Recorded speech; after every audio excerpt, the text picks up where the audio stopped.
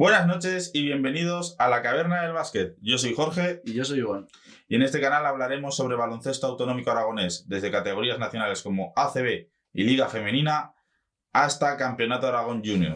Todo nuestro contenido estará subido en nuestro canal de YouTube y en nuestro canal de Twitch y podéis estar atentos a todo a través de nuestras redes sociales. Instagram y Twitter. Y cómo no, en este 2020 no podemos empezar hablando sino de otra cosa que es el COVID y el cómo ha afectado a los equipos del barrio.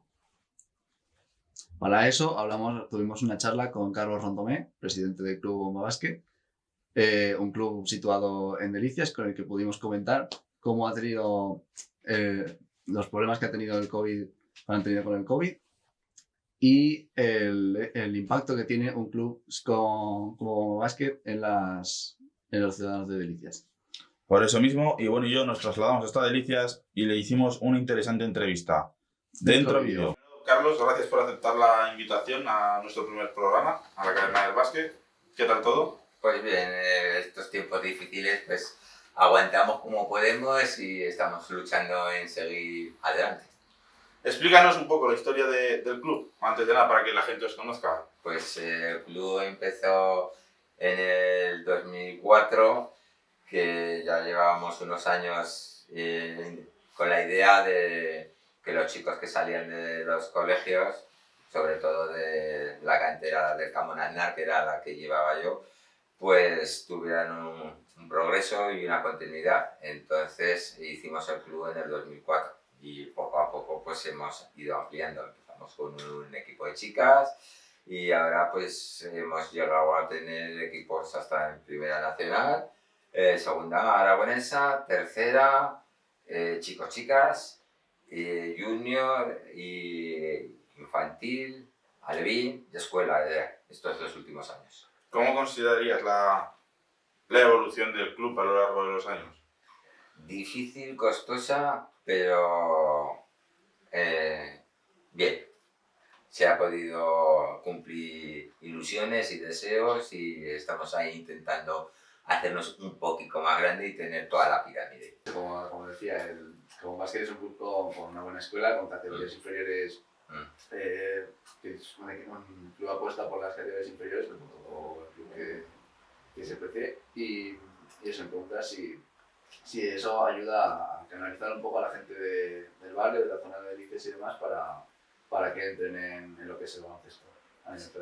Pues sí, intentamos que todo el mundo en el barrio que nos vaya conociendo y ayudamos a la gente que no puede para que pueda practicar el deporte que le gusta y eso, intentamos hacer una pirámide, como he dicho antes, para poder que todo el mundo se integre y pueda jugar. Y si tiene más expectativas, pues tenemos equipos de más nivel y si no, pues están haciendo el deporte que les gusta. A eso que lo siguiente quería decir, el tema de los últimos años el club de Bomba Básquet ha llegado a categorías más altas, ha subido bastante el nivel en cuanto a las categorías más altas de senior. ¿Crees que este club ahora mismo está en una línea ascendente, aspiraciones, digamos, sacar un nacional, empezar a competir, llegar a esos primeros, esa zona un poco más de un club con mucho más renombre a nivel aragonés? Sí, eso nos gustaría, pero es muy difícil porque hace falta pues tener un patrocinio por detrás que nos ayude a mantener pues jugadores de nivel, entrenadores de nivel, para poder competir en esas categorías. Nos gustaría, pero si nos quedamos como club de barrio cubriendo todas las categorías, pues nos damos por satisfechos. Hablando de méritos deportivos, de ser un club de renombre, para ti, ¿cuáles son los 3 hitos o 3 momentos más álgidos del club, más buenos para ti, personalmente? Pues el primero, el reconocimiento de la federación como club de base, que nos lo dieron hace 2 años y fue una sorpresa y una gran ilusión y una vitamina para seguir haciendo esta ilusión que tenemos. El segundo, pues la incorporación del coordinador de actividades, que ha sido una ayuda y un esfuerzo que lo da todo por el club y pues participar en la Final Four que no pudimos conseguir también hace 2 años y los títulos que consiguen los críos cuando llegan a las finales. ¿Y cuál es la hoja de ruta a seguir ahora, a partir de ahora, de este momento, de este 2020 raro para el club? ¿Cuáles son los siguientes pasos que tenéis que dar? Pues mantenernos en los equipos o los jugadores que tenemos, intentar conseguir, que eso también es difícil, más horas de pabellón, porque como Club Modesto no tenemos instalaciones propias y entonces tenemos que pelear para poder conseguir las instalaciones del barrio, que hay muchos equipos de otras modalidades y claro, estamos todos pues intentando conseguir las horas de los pabellones, que es difícil para poder seguir creciendo en equipos. ¿Y cuál es tu objetivo para la siguiente temporada? Esta ya la vamos a dar un poco por una temporada de tránsito, yo creo que para todos los equipos de Nacional para abajo. ¿Cuál es tu objetivo para 2021? Pues que se mantengan los equipos, los chavales, y poder llegar a las finales tan ansiadas en todos los jugadores que quieren llegar a ganar, y si no, pues que se lo pasen bien, sobre todo que se lo pasen bien. Vale, y ahora ya a modo de opinión personal, ¿crees que para enero o febrero habrá categorías escolares jugando ligas o podemos dar este año ya por perdido? Yo pienso que la Copa Primavera se podrá celebrar, porque aunque va a ser difícil, la evolución de esta pandemia nos ataca a todos, pero vamos, como los chavales son, digamos, menos afectados, pues yo creo que con las medidas que tomamos desde un principio, que es tomar la temperatura, los geles antes de entrar y salir, la desinfección de los balones y tal, y todos los equipos hacemos lo mismo, pues yo creo que se podrá jugar la Copa Primavera y ya habrá partidos este año. Tenemos los antecedentes de que la Federación Aragonesa de Fútbol sí que cada 15 días a todos sus equipos de ciertas categorías hacen PCRs a todos los jugadores. ¿Has echado eso de menos en el de baloncesto?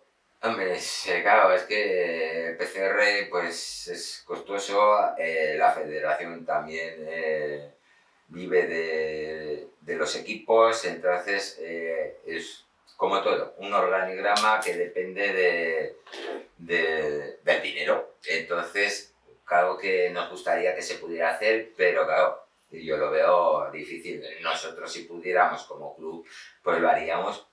Sí habría que competir, pero claro, no podemos económicamente porque no hay un respaldo detrás de patrocinadores que nos puedan ayudar a hacerlo, y las cuotas de los chavales pues siempre ajustamos a lo mínimo para que puedan. Y para ir terminando, aquí todos somos aficionados al Casa de Monzaragoza. ¿Cómo lo ves este año?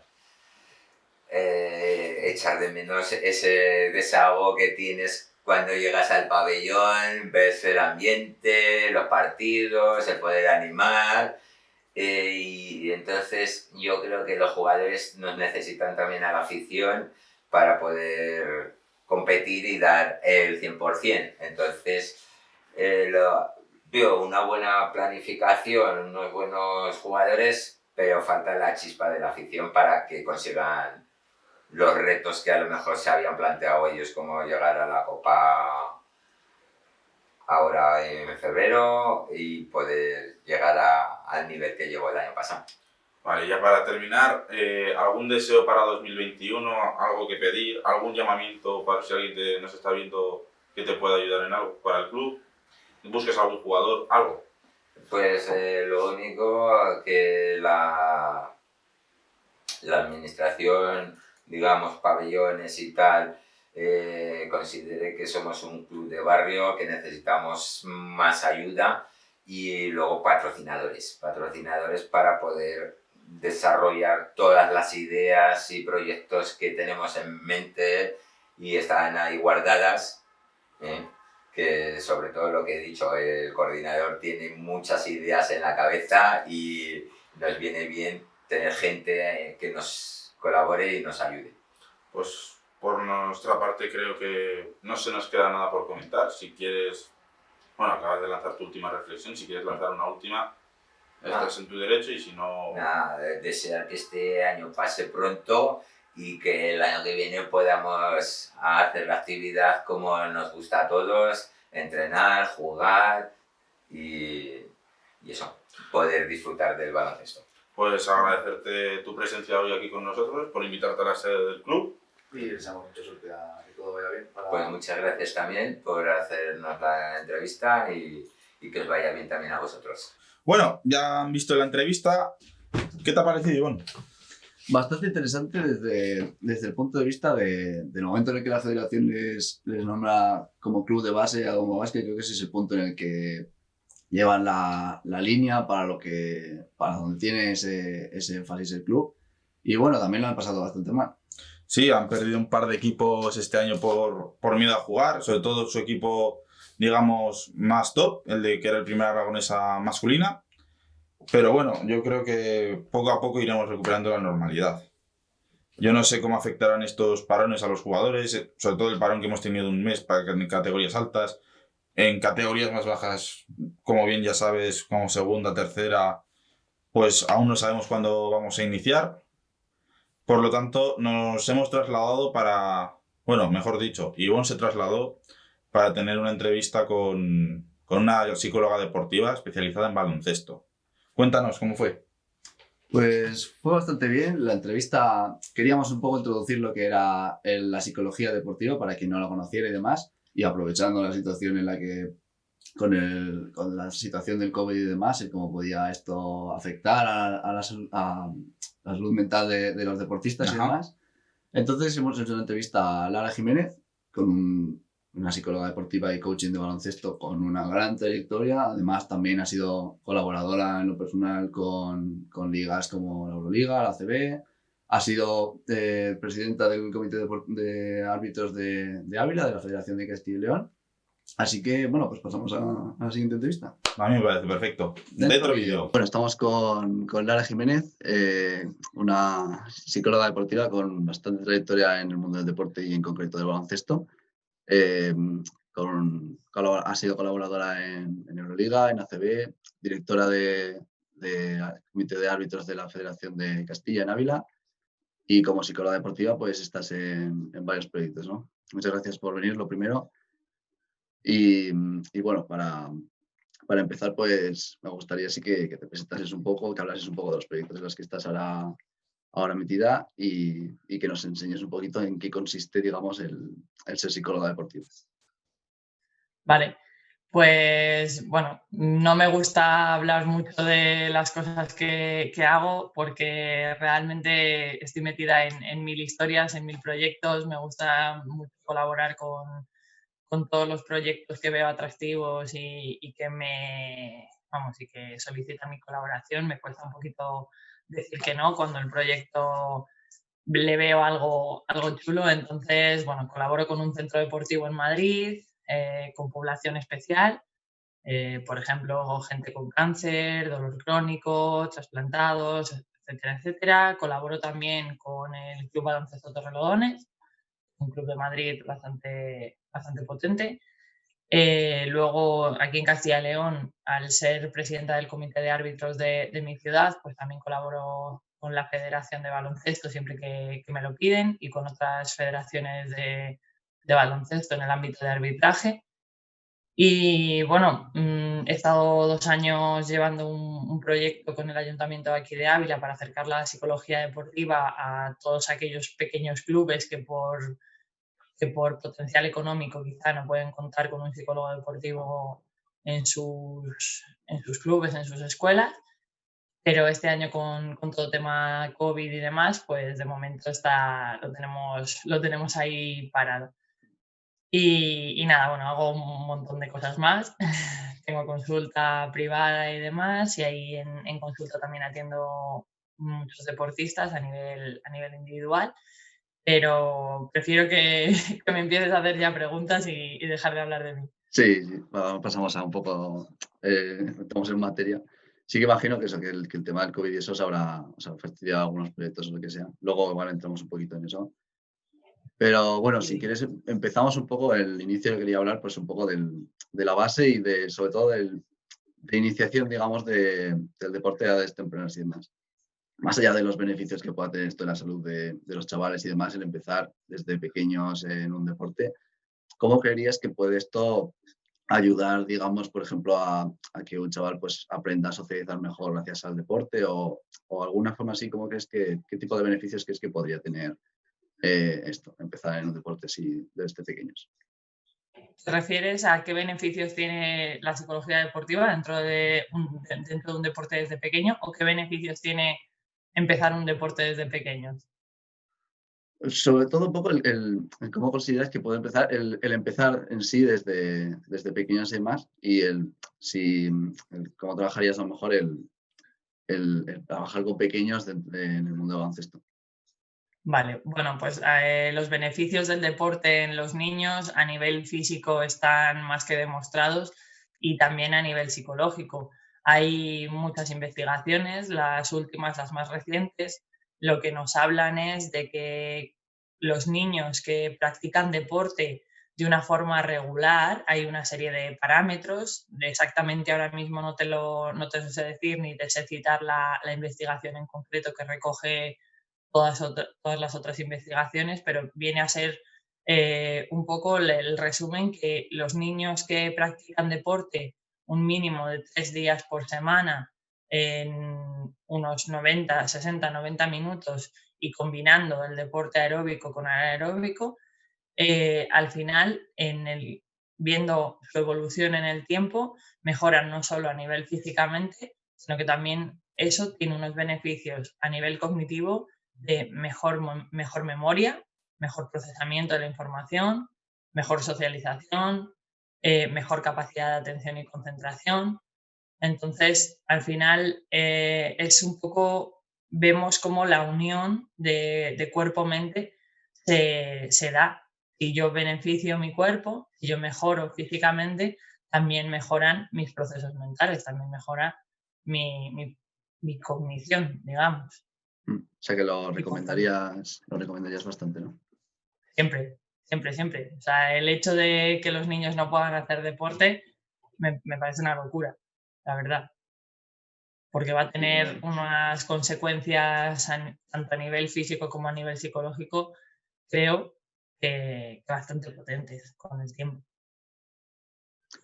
Entrando un poco estoy totalmente de acuerdo, y por entrar un poco en tema de problemas que se puedan suceder, y supongo que a lo mejor has tenido que afrontar algo como esto, el momento en el que, digamos, un jugador de la edad en la que esté, pueda sufrir una lesión que sea realmente grave. Eso imagino Ujú. que puede ser realmente es un palo bastante duro para el deportista en según qué situaciones. ¿Cómo puedes ayudar desde la psicología deportiva a superar ese tipo de palos tan duros que te puede dar una lesión realmente grave? Bueno, lo primero, porque veo que me vas a empezar a preguntar por situaciones complicadas, lo primero sí me gustaría aclarar que los psicólogos deportivos, la psicología deportiva, no somos solo solucionadores de problemas. Esa es una parte de nuestro trabajo. Ayudamos a solucionar Mm, ciertos problemas o trabajamos cuando hay dificultades, pues por ejemplo una lesión o un bloqueo, etcétera, etcétera. Pero nuestro trabajo va mucho más enfocado en el desarrollo de habilidades que ya están en el bienestar y en el trabajo cuando no hay estos problemas. O sea, el trabajo preventivo es mucho más potente que el trabajar cuando ya hay un problema y tenerlo que solucionar ya, como si tuviésemos una varita mágica, ¿vale? No es así. Pero bueno, en el caso de las lesiones que me pregunta, el tema de las lesiones a mí es un campo que me gusta mucho, aunque hay otros compañeros que están más especializados en este área que yo. Y al final hay una parte muy importante de la lesión y es en el momento de la lesión, cómo el jugador, el deportista, afronta ese momento. Y digo cómo lo afronta porque muchas veces hay deportistas que bloquean ciertas emociones cuando se lesionan, que no aceptan lo que ha ocurrido o que no lo afrontan, no lo asumen, y eso puede generar luego a nivel de recuperación diferentes dificultades a la hora de volver o a la hora de hacer una buena recuperación durante ese tiempo. Luego hay un montón de factores que entran en juego: el apoyo social que tenga ese deportista, tanto de sus compañeros, del entrenador, familia, el ámbito, o sea, los medios clínicos a los que pueda acceder, el historial de lesiones que haya tenido, el tipo de lesión, cambia muchísimo si es una lesión grave con operación que a lo mejor sabemos que va a durar 6-9 meses, que puede ser una temporada entera fuera, que una lesión, digamos un esguince, que pueden ser 2 semanas. Ahí cambia mucho la forma de trabajo y la forma de afrontar esa situación. Pero sí que es cierto que el momento, cómo el deportista asume eso que ha ocurrido y cómo afronta esas emociones que le puedan surgir, y esos pensamientos, va a tener un buen peso en la recuperación después. Sí, imagino que más allá de lo que dices de ser simples solucionadores de problemas, también tendréis mucho más peso. Quería enfocar esta pregunta un poco eso, así a la ayuda que puede tener esa situación, pero imagino que sí, que también tendréis pues un poco, estaréis un poco entre lo que son los deportistas en sí y la gente de responsabilidad de estos deportistas, ¿no? También no solo atendéis directamente a los deportistas, sino también a entrenadores y otros perfiles, ¿no? Claro, entrenadores, familias, directivos. Al final trabajamos con lo que llamamos el pentágono deportivo. Los 5 principales agentes del deporte: los deportistas, los entrenadores, las familias, los padres de esos deportistas o familias, los árbitros y los directivos. Podemos trabajar con cualquiera de esas áreas, digamos. Y con los deportistas, por ejemplo, mucho trabajo se ve claramente cuando haces un trabajo previo, la gran cantidad de problemas que se solucionan, porque cuando llegan esos problemas, por ejemplo, una lesión, si tú has trabajado antes con ese deportista, cómo afrontar situaciones difíciles, cómo reaccionar, cómo gestionar su estrés, cómo gestionar otras emociones que puedan ir relacionadas con un momento desagradable, has trabajado su autodiálogo, sus pensamientos, su capacidad de atención, etcétera, etcétera. Cuando llega ese momento de la lesión, el deportista ya sabe lo que tiene que hacer. El deportista ya sabe asumir ese proceso y ya tiene herramientas para ese shock, por decirlo de alguna manera, que te provoca el momento de la lesión, para saber afrontarlo y para saber empezar a recuperarse desde el minuto 1. Que también hacéis eso, el educar a aprender ese tipo de evitar esos problemas, ¿no? Digamos. Sí, a ver, una lesión muchas veces no se puede evitar. Hay una parte que sí, bueno, no puedes evitar, pero hay otra parte que sí. Sí.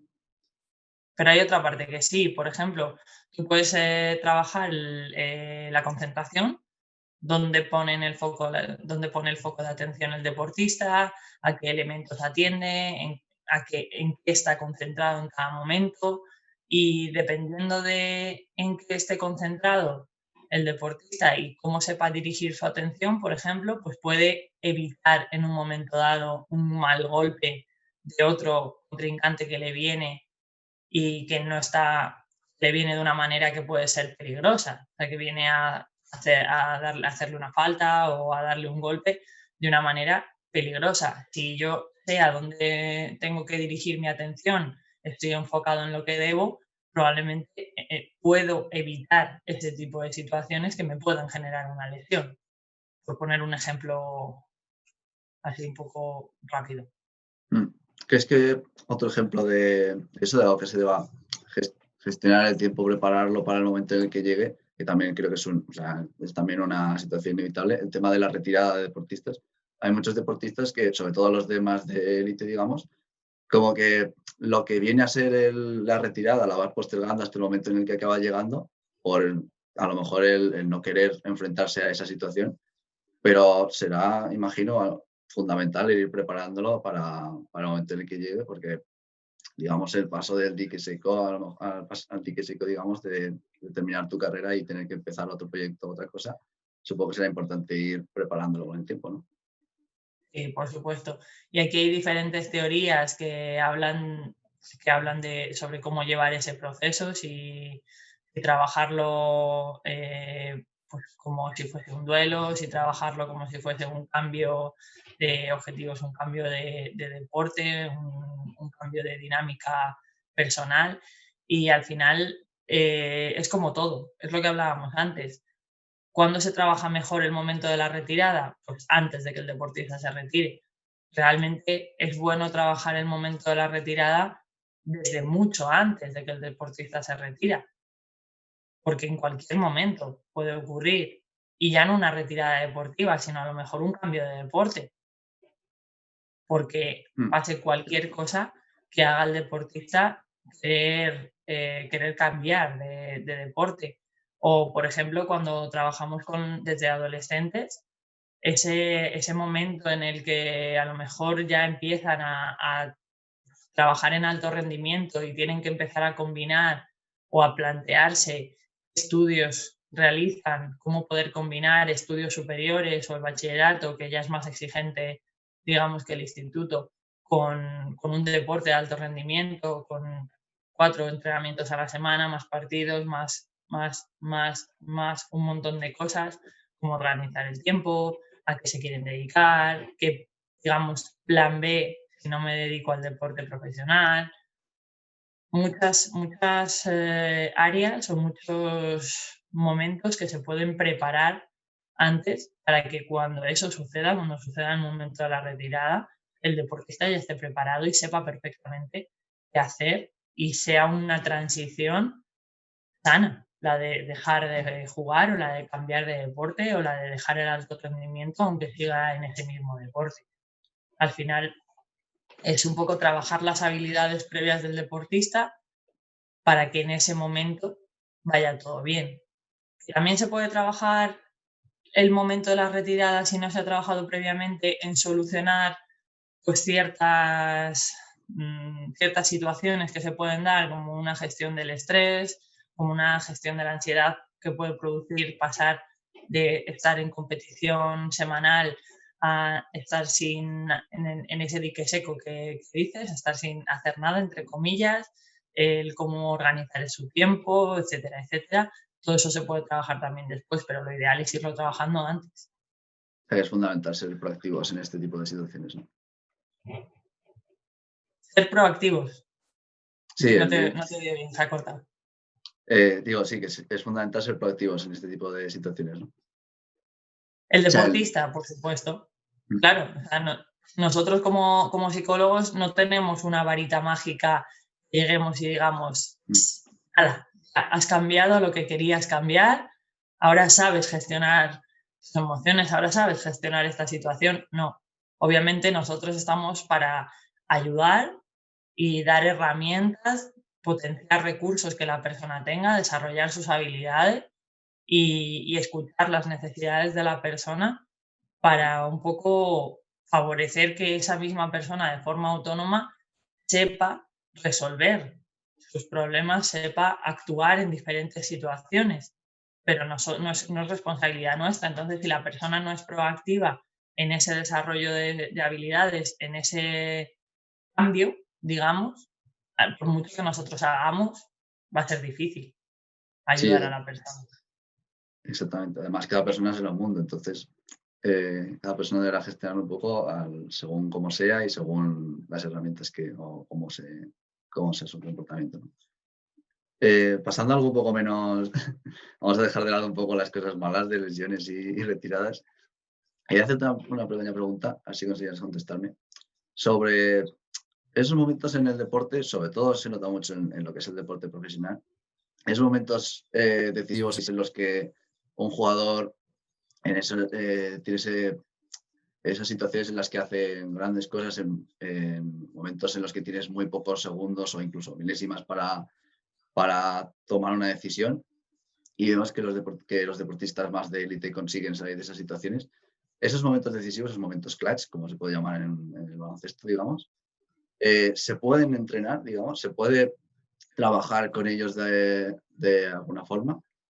Es decir, más allá a lo mejor de la propia creatividad que pueda tener un jugador para desenvolverse en esas situaciones, ¿hay alguna forma, digamos, como el automatismo del ejercitar los aspectos técnicos o algo así? ¿Hay alguna herramienta que te permita entrenar ese tipo de momentos?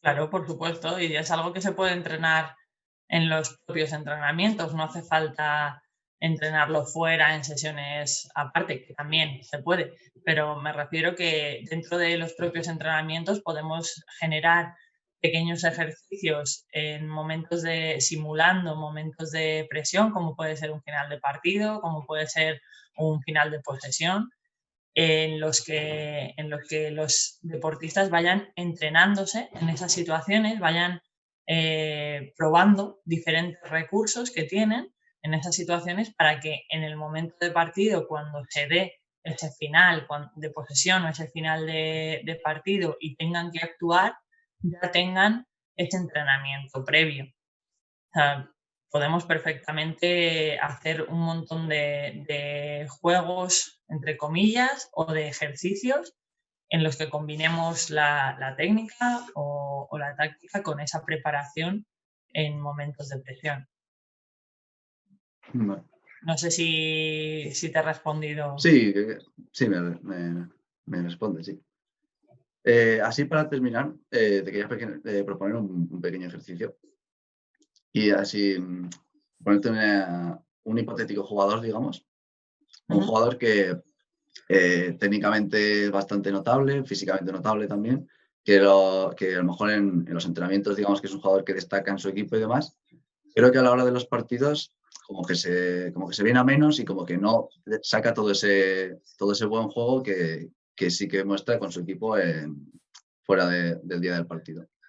Entiendo que tendrías que conocer a ese jugador a lo mejor si tuvieras que abordar esa situación para ayudarle, pero digamos, si te viniese un jugador con esa situación, eh, ¿qué, mm, qué cosas intentarías analizar de ese jugador para intentar buscar con él una solución a este problema? Sea de cualquier ámbito, digamos. Ujú. Pues como bien has dicho, lo primero sería conocer bien a la persona, conocer bien cuál es su situación, cuál es su papel en el equipo, qué expectativas tiene de su rol, si conoce su rol real o no, porque muchas veces esas situaciones pueden darse porque la persona ha generado unas expectativas sobre el rendimiento que tiene que tener en los partidos y hay una presión, digamos, autogenerada de qué es lo que tiene que hacer en los partidos, y esa presión no la sabe gestionar adecuadamente o no es real, no es eso lo que se le pide, no es ese su rol en el equipo. También trabajaría sobre el foco de atención, sobre qué foco de atención, hacia dónde se dirige el foco de atención de la persona, porque puede ser que en los partidos su rendimiento no sea adecuado o baje bastante respecto a los entrenamientos, porque dirija su foco de atención hacia elementos como por ejemplo la grada o los árbitros o los rivales que puedan, digamos, ser en ese momento perjudiciales para su rendimiento. O sea, le interfieran negativamente en su rendimiento. Y por supuesto también trabajaría dos áreas fundamentales, que sería la gestión de esas emociones que surgen en el partido, que no surgen en los entrenamientos. Quizás es una persona pues, que se pone más nerviosa en los partidos, que tiene alguna preocupación de cara a los partidos que no tienen los entrenamientos, y el cómo se habla, el autodiálogo, porque el lenguaje modula nuestros pensamientos. Entonces es muy importante cómo nos hablamos para luego qué pensamientos tenemos sobre nuestras capacidades, sobre lo que podemos hacer en un partido, por ejemplo. Por darte así esto es muy, muy resumido y habría que ver, cada persona es un mundo, pero bueno, sí que serían 4 áreas que tocaría seguro. Vale, pues muchas gracias por contestar estas preguntas y llegamos al final. Bueno, gracias sobre todo por venir, a pesar de las situaciones de COVID y demás que nos complican un poco cosas, pero gracias a videollamadas y por ahí podemos seguir trabajando de más cosas. Sí, supongo que bueno, el tema del COVID a vosotros os habrá afectado a lo mejor en los parones que hemos tenido demás a nivel deportivo y demás. Si así podemos despedir, si quieres mandar algún mensaje así de alguna sugerencia para esta situación hasta que terminemos con el tema del coronavirus. Bueno, yo realmente sí que es cierto que muchos proyectos se han perdido o se han parado. A lo mejor no se han perdido del todo, pero sí que se han parado. Pero dejar un poco el mensaje de que siempre hay algo que hacer. Siempre se puede mantener conectado un equipo, ya sea por videollamadas, ya sea por retos, ya sea por diferentes herramientas, o precisamente el mundo digital nos permite tener un montón de recursos para seguir haciendo equipo, que muchas veces es más importante que el entrenar la técnica o la táctica, sobre todo cuando es deporte base. Y si conseguimos mantener un equipo cohesionado, unido, aunque no estén pudiendo entrenar, vamos a tener mucho ganado cuando podamos volver a la pista. Totalmente de acuerdo. Pues muchas gracias por haber contestado nuestras preguntas y te deseamos lo mejor desde aquí. Gracias a vosotros por invitarme. Os deseo también lo mejor a vosotros con el canal y el proyecto. Pues una entrevista bastante interesante a mi parecer. Me gustaría, Ivonne, preguntarte cómo tú que la hiciste, qué conclusiones has sacado, qué pensamientos positivos te llevas de ella. A mí me ha parecido intensamente productiva, sobre todo por el aspecto de cómo aprender a tratar algunos asuntos que al final hay problemas que son inevitables dentro del mundo del baloncesto, pero como decía Lara, el hacer ese seguimiento, ese aprender a afrontar ese tipo de problemas desde el principio, sean problemas que no puedes evitar, como puede ser el tener que retirarte o el tener una lesión muy grave, que eso al final depende de ti hasta cierto punto, pero no del todo. El tratar esos problemas desde un principio, ser proactivos en esos asuntos, es muy importante para afrontarlos muy bien.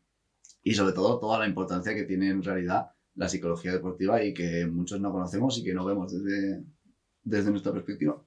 Vale. Hablando también de coaching deportivo, quisimos tener un invitado muy especial para este primer programa, un entrenador de renombre, un entrenador ACB, bajo mi punto de vista, uno de los mejores entrenadores para sacar chavales de la cantera en un equipo profesional. Lo que pasa que en las 2 últimas etapas deportivas tuvo un poco más de mala suerte y no pudo culminar su proyecto. Nos trasladamos a una entrevista con J. Cuspinera. Se la vamos a dejar y luego ya la comentaremos un poco. Y nada. Esperemos que disfruten. Dentro vídeo. Lo primero, bienvenido, J, a la Caverna del Básquet. Es un placer tenerte con nosotros, la verdad. Gracias por aceptar la invitación a venir. El placer es mío. Gracias. Vamos a empezar un poco por cómo entiendes tú lo que es el baloncesto actual. ¿En qué sentido? Porque claro, ¿qué entiendo yo por el baloncesto actual? Puede ser muy diverso. ¿Hacia dónde quieres enfocarlo? En el sentido como entrenador, como la visión de la dirección de juego, cómo está teniendo el futuro, o sea, cómo se está transformando el juego respecto al juego clásico, juego de hace 10, 15 años que había. Bueno, yo creo que es evidente que en las últimas, pues eso, 15 años, 20 años, hay un cambio en el baloncesto muy importante en el aspecto físico, ¿no? Los deportistas son cada vez más atletas. Probablemente es la gran diferencia que hay con el baloncesto que yo conocí de joven, de hace 30 años, ¿no? Mira, una gran reflexión que yo hago es ver los concursos de mates, ¿no? Tú ves un concurso de mates de los que ganaba en mi época Michael Jordan y bueno, Michael Jordan hacía cosas estratosféricas, pero en general el nivel medio del concurso no tiene nada que ver con el nivel medio del concurso de ahora, precisamente por esto, porque el jugador medio es mucho más atlético de lo que era anteriormente, ¿no? Y entonces, claro, esto condiciona el juego, en el sentido de que el juego es más rápido, el juego se juega ya mucho por encima del aro. Antes solo unos pocos jugadores, ¿no?, muy limitados lo podían hacer, ahora ya hay muchos jugadores a nivel élite que te juegan por encima del aro, eso genera nuevas situaciones de táctica. Yo creo que la gran revolución va en ese sentido, ¿no? A nivel de estructuras tácticas y demás, pues como bien sabes, ahora se juegan muchísimo las situaciones de pick and roll, ¿no? Estos jugadores atléticos son atléticos, pero además tienen fundamentos. Y entonces, bueno, yo soy de los que piensa que el pick and roll es la forma más rápida de generar una ventaja. Es por ello que creo que los equipos profesionales juegan tantas veces pick and roll, ¿no? Porque no hay otra manera de encontrar una ventaja tan rápida como una situación de pick and roll. Y entonces, bueno, se juega mucho. Esto se consigue, el hecho de que se juegue mucho pick and roll, pues va en detrimento, evidentemente, de otras acciones del juego, ¿no? Cuanto más aumentas el número de veces que juegas una acción táctica, pues evidentemente es a costa de otras, ¿no? Y probablemente la que más se está viendo afectada, aunque ahora empieza a haber una tendencia que la revierte, es el tema del poste bajo, ¿no? Cada vez hay menos jugadores que juegan en el poste bajo. Curiosamente, se empieza a revertir, pero no se empieza a revertir tanto con los jugadores grandes, que son los que tradicionalmente han jugado en el poste bajo, sino que creo que empieza a haber una tendencia de jugar mucho con jugadores pequeños en el poste bajo, ¿no? Y entonces esto es algo que me llama poderosamente la atención, que me gusta, ¿vale? Y entonces, bueno, pues creo que son un poco los grandes cambios que se han producido en estos años, ¿no? Sobre todo el condicionante físico que te permite hacer defensas más agresivas. Eso tú ya luego evidentemente eliges, pero la tipología de jugadores que van saliendo te permiten hacer defensas más agresivas, te permiten jugar más rápido, te permiten jugar, pues eso, a un ritmo que antes era difícil de ver, ¿no? ¿Crees que la posición de pívot, como la hemos conocido hasta ahora, está condenada a desaparecer o aún se puede salvar? No creo que desaparezca. Es verdad que en estas capacidades atléticas que empiezan a tener muchos jugadores, y en esto que te decía del pick and roll, sí que es verdad que se está produciendo, no tengo datos matemáticos a mano, ¿no? Es simplemente una intuición, pero no creo que vaya muy desencaminado, ¿no? Es el tema de, claro, ahora el pivot juega muchas más veces el hecho de tener que ir a poner un pick and roll que el hecho de recibir un poste bajo, ¿no? Incluso algunos hasta desaparecen en esas situaciones de poste bajo, porque entre otras cosas hay pivots que están capacitados para rodar muy rápido y eso, que les cuelguen balones arriba, pero esa propia capacidad atlética hace que haya jugadores jugando en esa posición, que no es nada malo, o sea, simplemente estoy comparando, que no tengan esa capacidad corporal para poder jugar en el poste bajo, ¿no? Y estos cada vez hay más. No quiere decir que los otros estén desapareciendo, hay otros que se mantienen, ¿no? Hay jugadores, evidentemente, que sí son capaces de jugar en el poste bajo, pero sí que es verdad que les están haciendo salir más a esa situación también de jugar esas situaciones de pick and roll que se están convirtiendo en predominantes. Y entonces, lo que creo es que se está produciendo eso. No es que el pivot como tal desaparezca, ¿no? Yo no creo que vaya a desaparecer. También es verdad que además, en esta forma de enseñar o de formar a los jugadores, cada vez nos centramos más en que sean...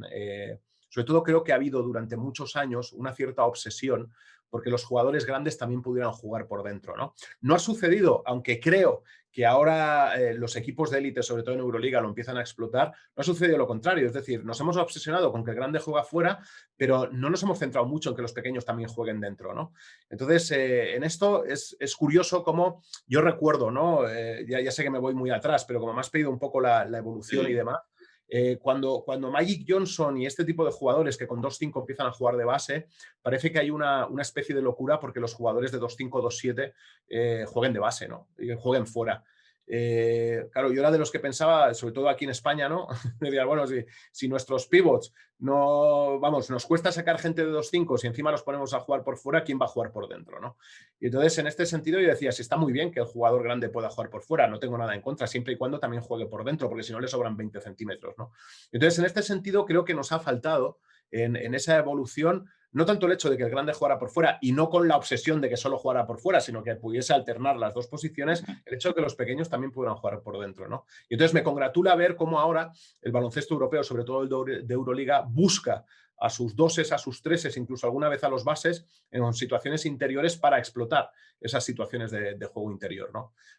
A tu pregunta, ¿está desapareciendo, va a desaparecer el pívot? Pues hombre, está cambiando lo que es la fisionomía del pívot claramente, está cambiando lo que son sus funciones, pero no creo que desaparezca la figura del pívot. No es algo que ahora mismo entre en mi cabeza, pero este mundo evoluciona, y no hablo solo del baloncesto, hablo del mundo en general, evoluciona a una velocidad que tampoco nada me sorprendería, ¿no? Tú lo has dicho antes, que los jugadores cada vez son más atléticos, por lo tanto lo podemos trasladar también a que están más musculados, son más grandes, y en muchas ocasiones ya se nota que la pista se empieza a poder incluso quedar un poco pequeña. ¿Tú crees que una solución sería, para buscar más balones dentro, agrandar un poco los espacios, las dimensiones del campo? Yo lo que pasa es que en eso soy muy clásico. No solo es más rápido el defensa, también es más rápido el atacante. Y yo creo que el espacio bien distribuido ahora mismo es suficiente.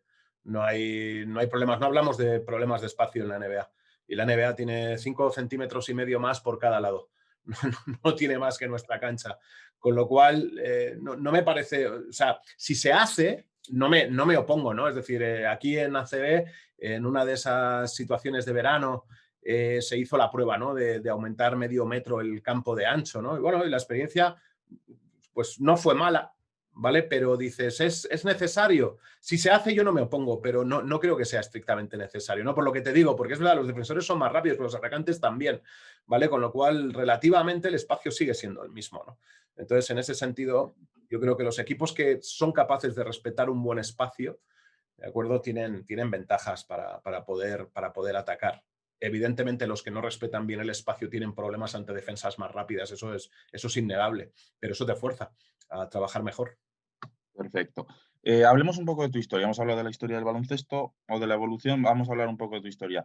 ¿Qué te mueve hace 30 años a ser entrenador? ¿Qué es lo que te llama en el cuerpo? Dices, me apetece entrenar. Fue una obligación.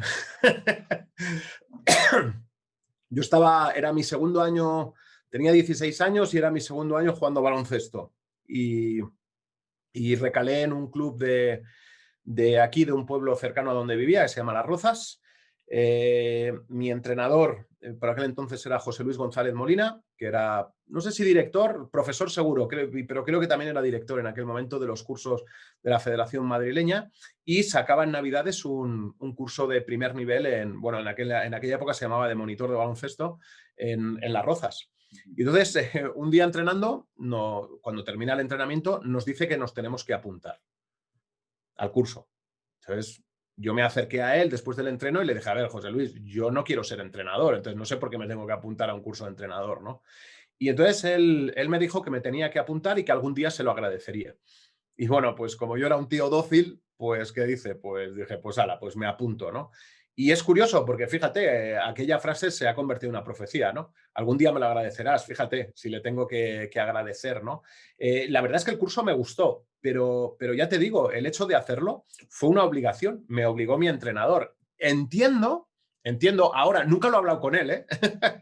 Esto que te voy a contar, o sea, nunca se lo he comentado. Yo creo que él no llenaba el curso, y entonces una forma de meter más alumnos era, pues decir, sus 12 jugadores tienen que hacer el curso. De hecho, no recuerdo que fuéramos todos los jugadores, sí recuerdo que fuimos 2 o 3, no recuerdo que fuera el resto del equipo, ¿no? Pero yo creo que era una forma de decir, bueno, tengo plazas, pues venga, meto a jugadores míos y que se llene, ¿no? Que me imagino que así cumples también con el ratio este que te obligan a veces en la federación y demás, ¿no? Pero efectivamente yo lo disfruté mucho, aprendí una visión nueva del baloncesto, que luego, como bien me dijo José Luis, algún día se lo agradecería, se lo tendría que agradecer. Bueno, pues le he estado eternamente agradecido.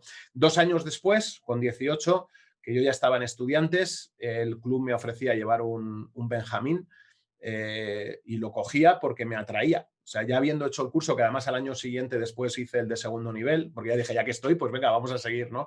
Pues cuando cogí mi primer equipo, yo ya sí que estaba con, pues eso, ya había hecho los 2 cursos de entrenador, me faltaba el superior, que tardaría solo un año en hacerlo, y y la verdad es que ya sí que me había inoculado, ¿no? El virus de decir, bueno, el baloncesto no es solo jugar, hay otra forma de disfrutarlo, en este caso es entrenar, y los cursos evidentemente ayudaron a que me aficionara a lo que es el mundo de entrenador. Luego el que me dedicara a entrenar tuvo que ver mucho con, aparte de esto que te cuento, con una lesión. Yo cuando siendo jugador tenía una pubalgia.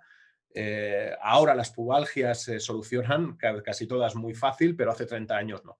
De hecho, hace 30 años mi diagnóstico es pubalgia, que es dolor en el pubis. Ni siquiera te decían, ahora te dicen, ¿no? Tienes la inserción de no sé qué músculo con no sé qué músculo, te dicen absolutamente todo y te dicen el tratamiento y si hay que operar, cómo van a operar y demás, y prácticamente todo, salvo que sea muy grave, se te cura, ¿no? Pero en aquella época era todo era pubalgia y no sabían muy bien cómo solucionarlo, ¿no?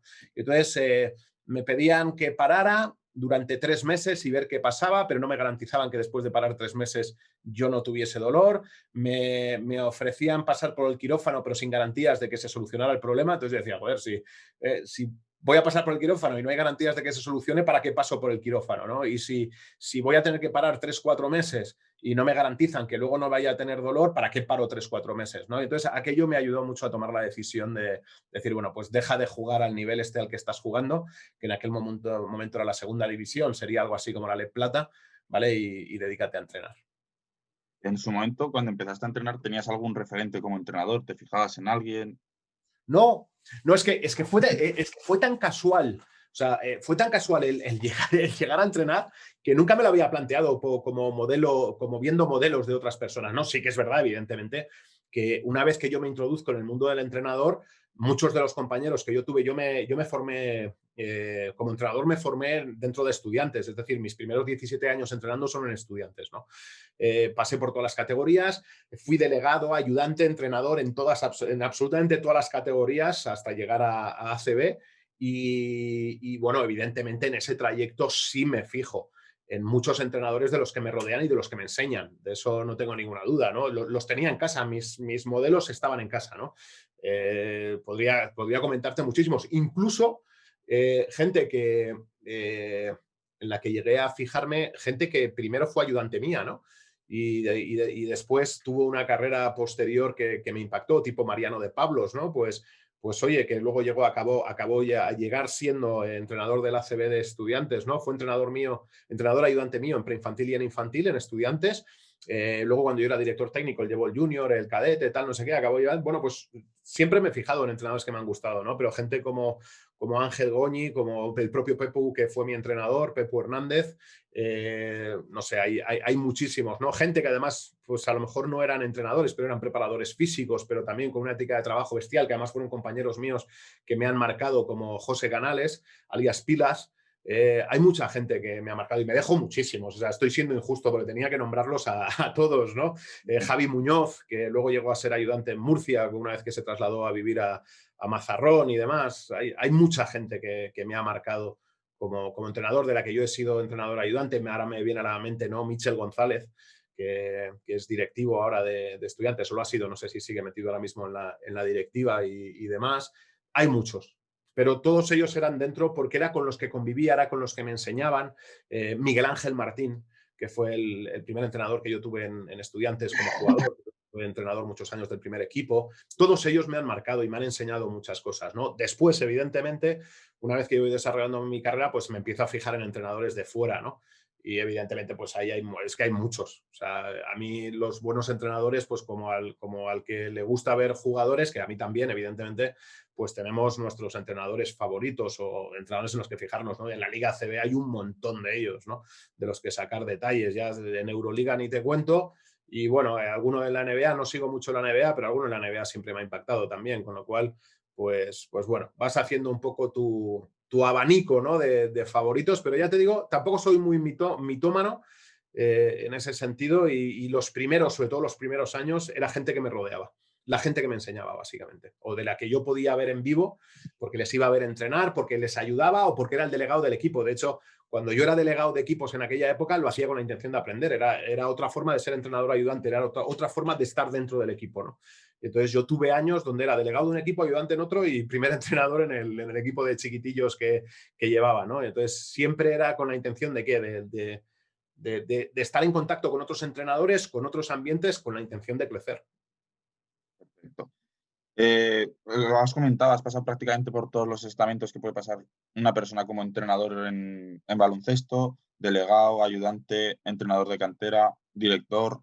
Has sido seleccionador de las categorías mini, por así decirlo, de la selección española. ¿Qué etapa disfrutaste más? O sea, Todo. ¿dónde? Es que el proceso es en sí gratificante, ¿no? O sea, yo he vivido grandísimas experiencias en todas ellas y no me podría quedar con una. O sea, yo he disfrutado mucho mi etapa de formación, entrenando, pues eso, a los benjamines, a los alevines, al preinfantil. Todas estas etapas que donde yo estaba creciendo, yo donde era una esponja, tienen un tipo de recuerdos, ¿no? Después, cuando vas creciendo y vas compitiendo, los recuerdos son de otro tipo, ¿vale? Es más nivel competitivo, digamos, es una formación nueva, ¿vale? Y son experiencias nuevas, pero todas tienen sus momentos muy chulos. De hecho, yo soy un privilegiado, yo tengo la suerte de haberme dedicado toda mi vida a esto que me apasiona, que es el baloncesto, ¿no? Es que incluso en estos momentos donde ahora estoy sin equipo, las cosas que hago para mantenerme activo están relacionadas con el baloncesto, ¿no? Entonces, yo he disfrutado de todo ese trayecto. He tenido momentos malos, claro, como todo el mundo, o sea, pero en general, cuando he hecho la vista atrás, he disfrutado de todos y quedarme con uno creo que sería injusto. Es como, no sé, es como elegir entre papá y mamá, ¿no? No, yo quiero a los dos y a mí me han traído cosas muy buenas todas las etapas de esa formación, ¿no? Entonces no me atrevo. Podrías decir, no, pero bueno, cuando ganas, yo qué sé, tu primera liga ACB, ¿no? Como ayudante en el Real Madrid, pues evidentemente ese es un chute de adrenalina impresionante, ¿no? Y además después de tantas veces intentando conseguirlo, habiendo llegado a muchas finales y no haberlo hecho nunca, pues el día que lo consigues es muy gratificante. Pero también es muy gratificante cuando uno de esos, bueno, además el día a día, ¿no? Pero cuando uno de esos chavales que entrenaste en Benjamín, 15 años más tarde, te escribe por Facebook o te para por la calle, que tú ya no lo reconoces, porque claro, tú lo recuerdas cuando era un canijo, ¿vale? Tú cambias, ¿no? Pero no cambias tanto de los 25 a los 40 como un niño cuando pasa de los 8 o de los 9 a los 18 o a los 20, ¿no? Entonces, claro, cuando tú de repente un tiarrón se te acerca y dice, hola Jota, tú fuiste mi entrenador en Benjamín y tal, tengo un recuerdo X, ¿no? Es como, ese chaval podía haber pasado de largo. Podía haber no dicho nada, yo no lo hubiese reconocido. Él a mí me ha reconocido, pero él podía haber pasado de largo y yo no saber quién era, ¿no? Y esas cosas, pues, joder, también te recuerdan esos momentos que viviste con esos chavales, ¿no? Y con los que disfrutabas un montón. Entonces, quedarme con algo en concreto, me quedo con todo. Me quedo con todo. Hasta te diría que me quedo hasta con los malos momentos, porque los malos momentos también te ayudan a luego vivir con más intensidad los buenos, ¿no? Hay quien dice que en la teoría de los opuestos tú no puedes saber lo que es lo bueno si no has vivido lo malo, ¿no? Entonces, es cierto. Como al final comparas, dices, ostras, qué bien, qué alegría me da esto comparado con qué, con los momentos que he estado fastidiado y llorando, ¿no? Pues entonces la intensidad es todavía mayor, ¿no? Si siempre ríes, no sabes muy bien con quién comparar, ¿no? Entonces, no estoy diciendo que tengas que sufrir forzosamente, pero que te ayudan a crecer, esos momentos te ayudan a crecer, sin ninguna duda, aunque en ese momento desearías no estar viviendo lo que estás viviendo, ¿no? Estamos hablando de momentos, vamos a hablar en el momento que tú pasas a ser entrenador ACB, en el momento que Zantabac acepta la oferta de Maccabi, me parece que era, y te Sí, dicen que eres tú el elegido. sí, bueno, fue muy curioso. Es que San me sienta un día en el despacho, bueno, estábamos sentados en el despacho y me dice, tengo dos noticias que darte, una buena y una mala. Digo, pues venga, pues tira, dime. Me dice, me han llamado de Maccabi. Y entonces le digo, joder, pues qué bien, ¿no? Y nada, y me dice, entonces, ¿cuál es la mala? Me dice que no me voy si no te vas conmigo. Entonces él sabe mi historia. Yo acepto ser ayudante suyo en Fuenlabrada.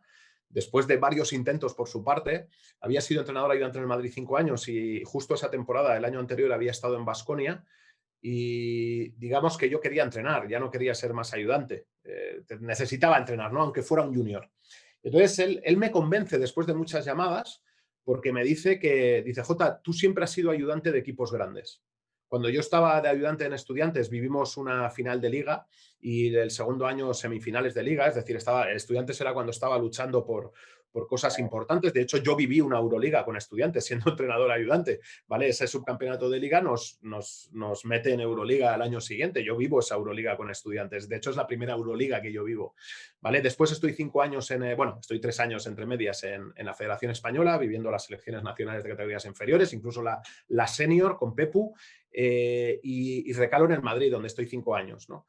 Entonces, después incluso ese año de Baskonia, una vez que no sigo en el Madrid, yo necesitaba entrenar. Entonces él me dice, claro, es que siempre he sido ayudante de equipos grandes. Dice, y ahora que estás fuera, o sea, que ya no estaba ni en Baskonia ni en el Madrid, dice, no va a ser un equipo grande el que te dé la oportunidad de ser primer entrenador. Es decir, tú puedes, me decía, y en esto creo que tiene mucha razón, tú puedes llegar a ser primer entrenador del Real Madrid si en un momento dado eres el ayudante, cesan al primer entrenador y, oye, y da la casualidad que te lo ofrecen a ti. Por ejemplo, Joan Plaza. Joan Plaza era ayudante de Malikovic y el día que echan a Malikovic, pues deciden ofrecerle el equipo a Joan Plaza, ¿no? Pero él me decía, Xavi Pascual lo mismo con Ivanovic en el Barça, ¿no? Pero dice, lo que no van a hacer es darle el equipo a un entrenador que nunca ha sido entrenador, primer entrenador, si no está dentro. Es decir, el Madrid nunca va a pensar en Jota, que a lo mejor tampoco lo haría estando dentro, que no lo sé, ¿no? Pero el Madrid nunca va a pensar en Jota si está fuera. Salvo que sea un entrenador que ya tenga algo de experiencia, ¿no? Que no era mi caso. Dice, ¿quién te puede dar esa oportunidad de entrenar? Un equipo pequeño. Y me dijo, tú no conoces un equipo pequeño.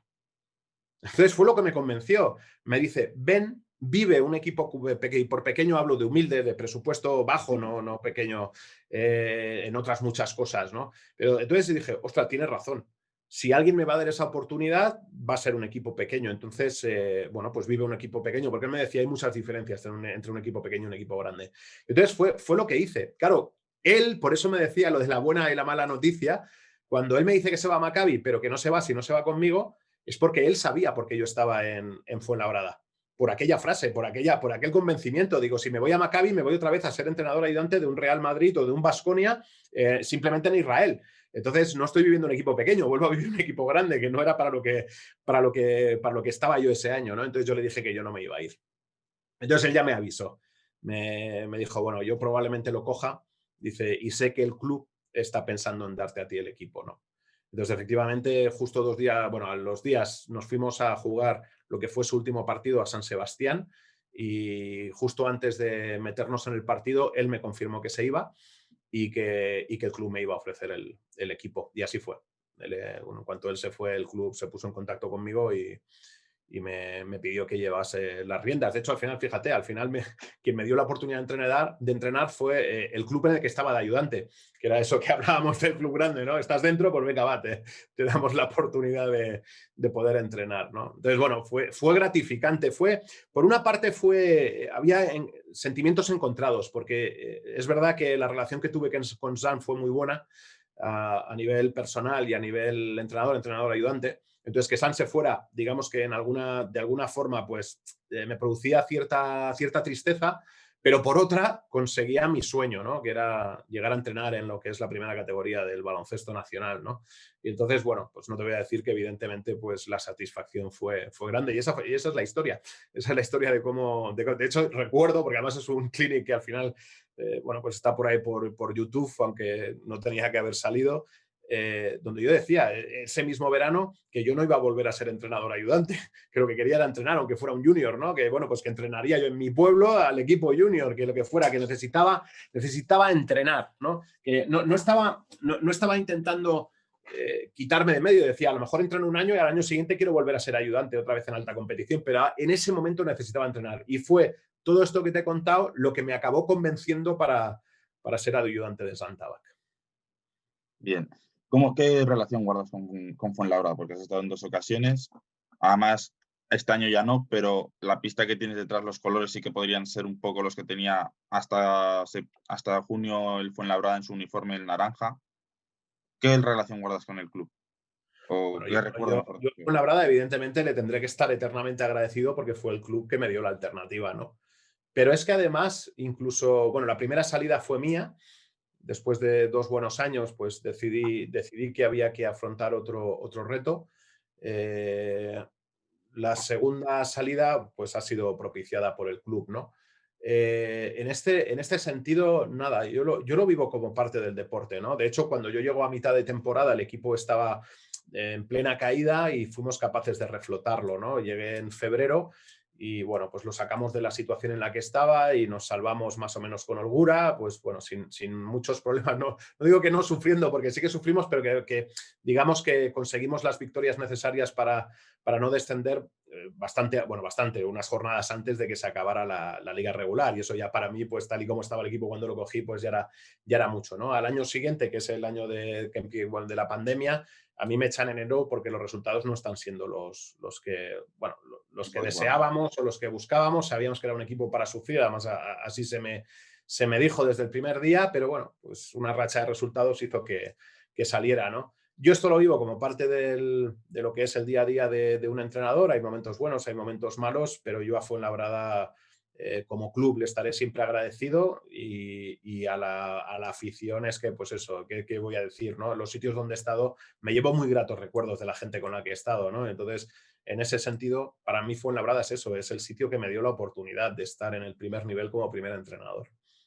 Hablemos de ese segundo reto que has nombrado, que es el de que dejas Fuenlabrada ese verano para irte a lo que era antes Tecniconta Zaragoza, ahora nombrado Casademón. ¿Cómo fue tu etapa allí, la relación con los aficionados, con la directiva en general? Yo mi etapa en Zaragoza, es que te va a sonar de apenas los oídos a todos, ¿no? Mi etapa en Zaragoza fue fantástica. Aunque el equipo no funcionaba como deseábamos, sabíamos que estábamos, o sea, cuando yo acepté el proyecto, sabíamos que era un año y que iba a ser jodido, ¿vale? Cuando yo hablo tanto con el director deportivo como con el presidente, me cuentan un poco la situación en la que está Zaragoza en ese momento, ¿no? Lo que pasa que, claro, me plantean un proyecto a medio largo plazo y Zaragoza es una ciudad de baloncesto. Es decir, que aunque estaban pasando en ese momento una crisis, sobre todo de liquidez, ¿vale? De hecho, de ingresos y sobre todo de tenerlos reales, ¿no? Lo que me tiró a aceptarlo era que Zaragoza es una ciudad de baloncesto, que es una ciudad histórica de baloncesto y que pese a esa crisis metía 8.000, 9.000 tíos en cada partido. Y eso me llamó mucho la atención, ¿no? O sea, el hecho de que la gente vaya, soporte o aguante al equipo, ¿no? Constantemente, da igual en los malos momentos y demás, pues eso me ayudó a entender que lo que me estaba planteando el club era, sabemos que vamos a seguir pasando un año fastidiado porque vamos a seguir teniendo esos problemas de liquidez, pero lo que prevemos para el futuro no es seguir en crisis. Es decir, precisamente por cómo es Zaragoza, lo normal es, y tenían un proyecto, un plan, ¿no? Donde los ingresos volverán a llegar, evidentemente si todo es normal, y esto reflotará, ¿no? ¿A qué nivel? Pues bueno, en ese momento no se sabía, pero desde luego no me decían, eso es una crisis que no sabemos cuándo va a acabar, ¿no? Ellos Reinaldo tenía muy claro que era un año y que después, y además luego la historia, lo que pasa es que conmigo ya fuera, le ha dado la razón de aquella conversación, ¿no? Luego es verdad, esa crisis económica, digamos que ha pasado más allá de las dificultades que siempre hay, ¿no? Para obtener ingresos para el baloncesto y demás. Entonces, cuando yo llego al proyecto, me gusta el proyecto, me gusta la ciudad. La relación con los aficionados creo que fue fantástica. Pero siempre habrá alguno al que no le caes bien, pero en general creo que fue muy buena. Me sentí muy querido por todo el mundo, por la afición, me sentí querido por la prensa, me sentí querido por supuesto, por las personas que formabais el Tecniconta Zaragoza en aquella época, ¿no? Entonces, yo es que, más allá del hecho de que hay un día que dimito, porque las cosas pues, no estaban funcionando y no quería poner en riesgo el proyecto, no quería que yo fuera el problema para poner en riesgo el proyecto, ¿no? Y entonces decidí simplemente salir. Yo creo que todo entre medias, incluso en ese momento, todo fue fantástico. O sea, yo guardo un gratísimo recuerdo de Zaragoza, pero muy bueno, pero incluso más allá de los resultados, incluso en mi día a día entrenando. Vale, ya te digo, hay momentos malos, claro que hay momentos malos y hay momentos donde sufres, ¿no? El no ganar te hace sufrir, pero fíjate, te diría que estábamos sufriendo por los resultados, pero yo no sufría por el hecho de, joder, estoy en una ciudad que no me gusta, el ambiente, no. Me estaba gustando todo, simplemente no ganábamos, ¿vale? Y entonces, digamos que sé que a lo mejor es difícil de entender, pero es que mi experiencia en Zaragoza fue muy buena y a nivel personal de un crecimiento muy grande. muy grande. Entonces, bueno, yo me voy, lo diré siempre, me llevo a Zaragoza en el corazón, de eso no tengo, aparte de que he dejado amigos de verdad, y unos cuantos, o sea, no pocos, ¿vale? En los 7 meses que estuve allí, tengo un muy buen recuerdo de Zaragoza. Pasamos ya de tu etapa como entrenador, porque además has pasado por otros ámbitos relacionados con el baloncesto, como has comentado antes. Lo primero vamos a tocar, estuviste como director deportivo de CBK, de Quality Life Sport. ¿Qué tal fue la experiencia ahí? ¿En qué consistía? De director deportivo, repíteme esto, en... CBK Quality Life Sport, con Álvaro de la Morena. Vale, sí, es que para los nombres soy muy malo, ¿no? Bueno, esto fue una colaboración, ¿no?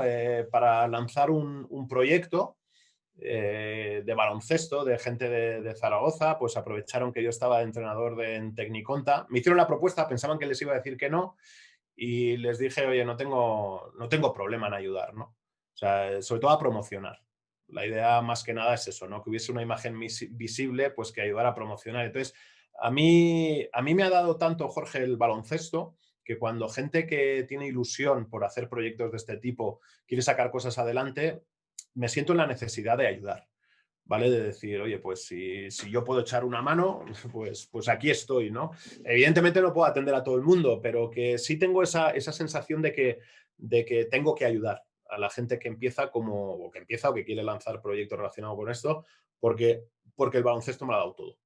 Entonces, bueno, contactaron conmigo, pues estuvimos en distintos sitios promocionándolo y bueno, pues al final en la actividad yo no pude estar, porque creo que tienen una actividad, ¿no?, donde se concentran, ahora no recuerdo ni el nombre del sitio, ¿no?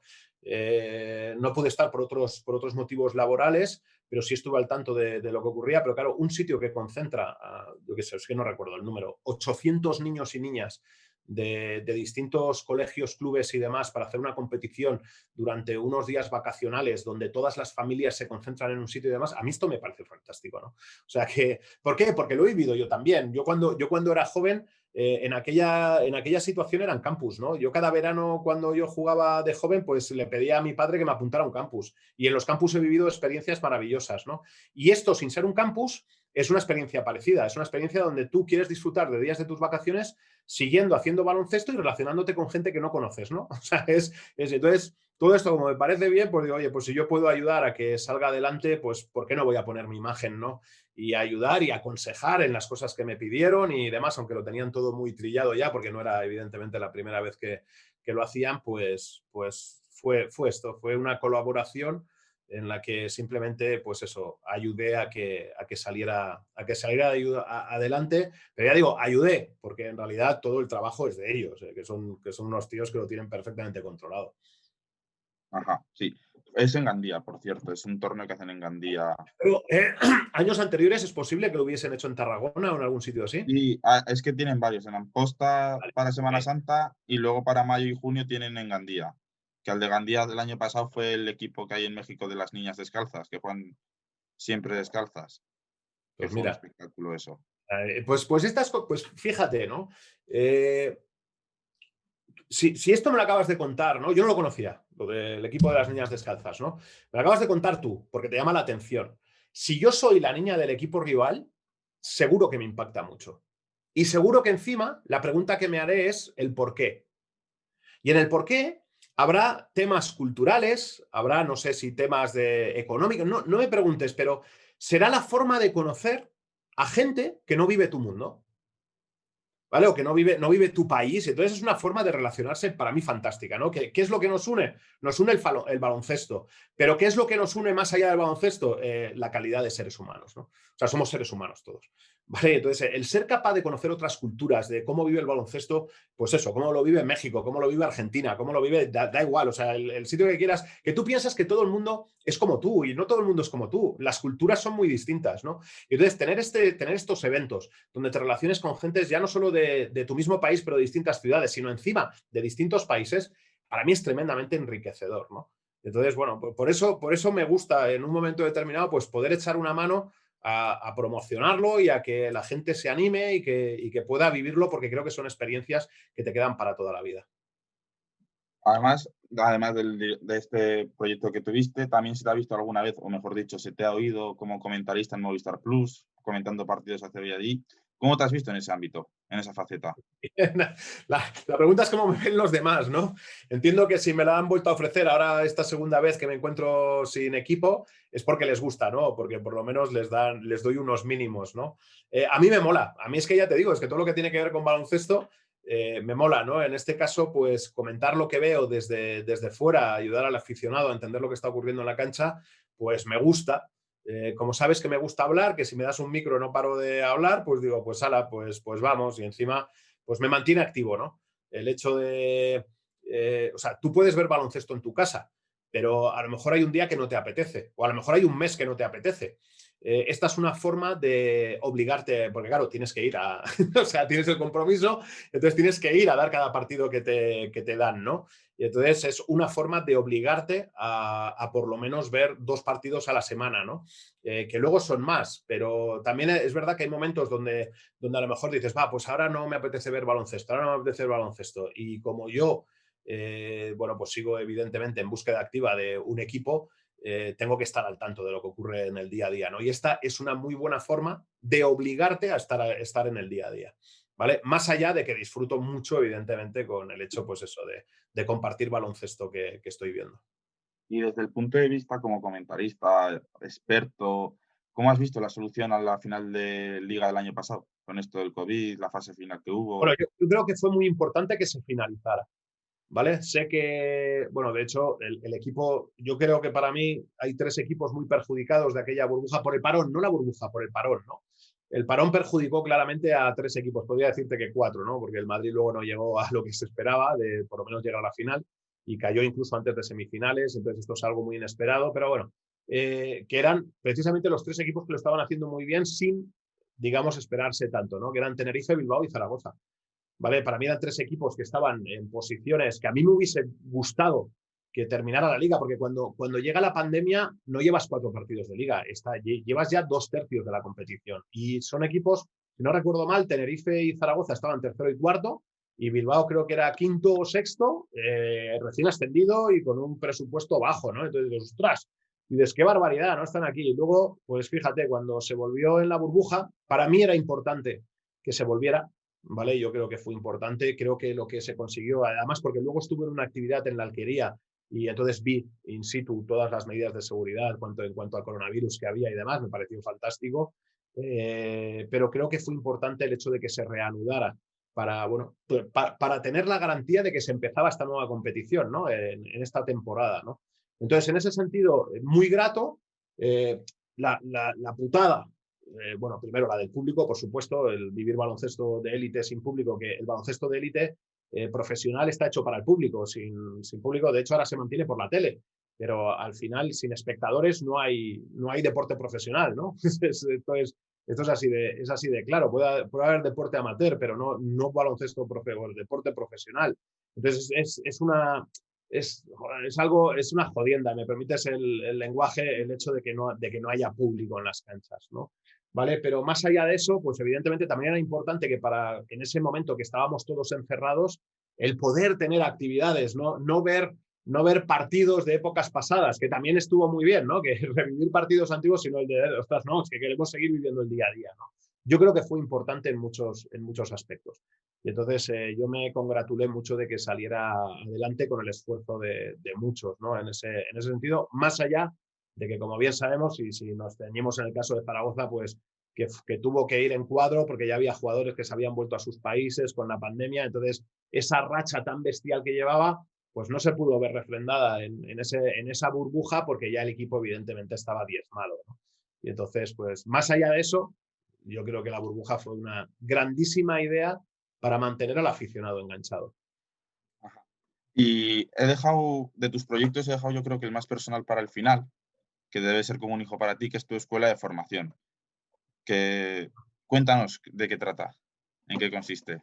Bueno, Basketball Insights es un proyecto formativo. Yo he formado desde que, además lo he dicho, si no hubiese sido entrenador de baloncesto, hubiese sido profesor. ¿De qué? No me preguntes de qué, pero de algo. Hubiese montado una academia, seguro, porque me apasiona compartir, ¿vale? Es algo con lo que disfruto muchísimo, ¿no? Entonces, Basketball Insights es un proyecto donde ayudo a crecer a entrenadores, ¿no? Está focalizado sobre todo en todo lo que es el juego colectivo. Tengo un curso de spacing, tengo un curso de táctica, tengo un curso de scouting y tengo un curso de fondos y bandas. Todo es colectivo, ¿no? Y ahora lo que pasa es que está en pañales, está creciendo y ahora está cerrado. O sea, hay gente dentro disfrutando, pero está cerrado probablemente hasta marzo, que no abriré, que se llama Bytesketball. Juego con las dos palabras. Bytes es el B-Y-T-E-S, del byte, de lo que es informática, ¿vale? Que es aplicaciones informáticas aplicadas al baloncesto, ¿no? En las que enseño a programar en Excel, a manejar Excel en tu día a día para poder hacer cosas de baloncesto. En realidad la idea es aumentarlo de Excel a otras muchas cosas, ¿vale? Pero por ejemplo, ahora estamos creando un editor de vídeo para catalogar datos con Excel y trasladarlos a un editor de vídeo gratuito, ¿no? Entonces enseño cómo hacer todos esos procesos de forma lo más automatizada posible, ¿no? Facilitar la vida del entrenador. Entonces, nada, Basketball Insights es un proyecto formativo, ¿vale? Donde he compartido baloncesto, donde comparto cosas gratuitas. Tuve un podcast que, de hecho, es muy curioso. Lo paré con la pandemia. Lo paré con la pandemia porque probablemente la oferta se disparó. Entonces ya, digamos que, bueno, hay otras circunstancias también, pero digamos que dejaba de ser algo exclusivo, que es lo que buscaba, ¿no? El cómo acercar el baloncesto de entrenador a entrenador, porque está dedicado a entrenadores, ¿vale? Eso era gratuito, de hecho hay, no sé, hay como unas 50 entrevistas hechas, ¿vale? Que están colgadas en la página web de Basketball Insights, cualquiera la puede coger. De hecho, la primera, mira, ahora que estoy hablando contigo, Jorge, la primera entrevista fue a Carlos Iglesias, que me parece un pedazo de entrenador que ahora está dirigiendo el Liga Femenina de Zaragoza, ¿no? Es un entrenador que conocí hace muchísimos años, cuando yo entrenaba al infantil de estudiantes, en el torneo del Doctor Azúa, que se hacía antiguamente, bueno, no sé si sigue haciendo, pero que congregaba, pues eso, a estudiantes, a Zaragoza, Juventud que iba, ¿no? Entonces ahí yo, llevando el infantil de estudiantes, conocí a Carlos, que llevaba el infantil, pues no sé si era de Doctor Azúa o de Zaragoza, ahora no recuerdo, de uno de los dos, ¿no? Con Carlos ya pues lo conocía y bueno, cuando yo llego a Zaragoza y lo puedo disfrutar viéndole entrenar, yéndome a comer y a cenar con él y con otros compañeros de la cantera de Zaragoza, pues una vez cada semana y demás, me encuentro lo que se veía desde fuera, ¿no? Un pedazo de persona, un pedazo de profesional, un pedazo de entrenador, y fue el primero, fue el que debutó en el podcast de Basketball Insights, ¿no? Hice, lo que pasa que ahora está parado, que no sé cómo lo voy a retomar, también hacía gratuitamente los lunes a las 3:30 el coffee break, donde la gente me lanzaba preguntas relacionadas con el baloncesto y yo se las contestaba los lunes en un live. De esas hay también unas 80 grabaciones, casi todas de entre 30 minutos y 40 minutos, alguna de una hora, donde contesto a preguntas relacionadas con el baloncesto de entrenadores de todo el mundo, porque la verdad es que me escribían de todos lados, ¿no? Y aparte de esas actividades gratuitas, pues tengo los cursos de pago, ¿no? Que, bueno, la verdad es que estoy muy contento porque tienen un gran impacto en las personas que lo realizan, ¿no? El feedback que tengo de todos los que lo pasan por ellos es muy bueno. Y de hecho, pues ahora he terminado el de táctica, estoy empezando el de scouting y nada, son cursos que a mí me mantienen activo. No hay nada mejor para mejorar en algo que tener que enseñar. O sea, porque te obliga a pensar más allá, ¿no? Se lo vas a tener que trasladar a alguien, ¿no? Entonces, cuando tú tienes que tener muy claro los conceptos que estás tratando, ¿no? Y entonces, en ese sentido, pues me ayudan a mantenerme activo, me ayudan en esa historia de que, como te digo, soy un apasionado de compartir experiencias, con lo cual estoy compartiendo mi baloncesto con entrenadores de todos los niveles, entrenadores que empiezan a entrenadores, he tenido entrenadores profesionales. De hecho, uno de los testimonios de la página web es de Tim Fanning. Tim Fanning, con el que coincido en un curso superior, es alumno mío en un curso superior, ahora mismo es ayudante del Maccabi Tel Aviv.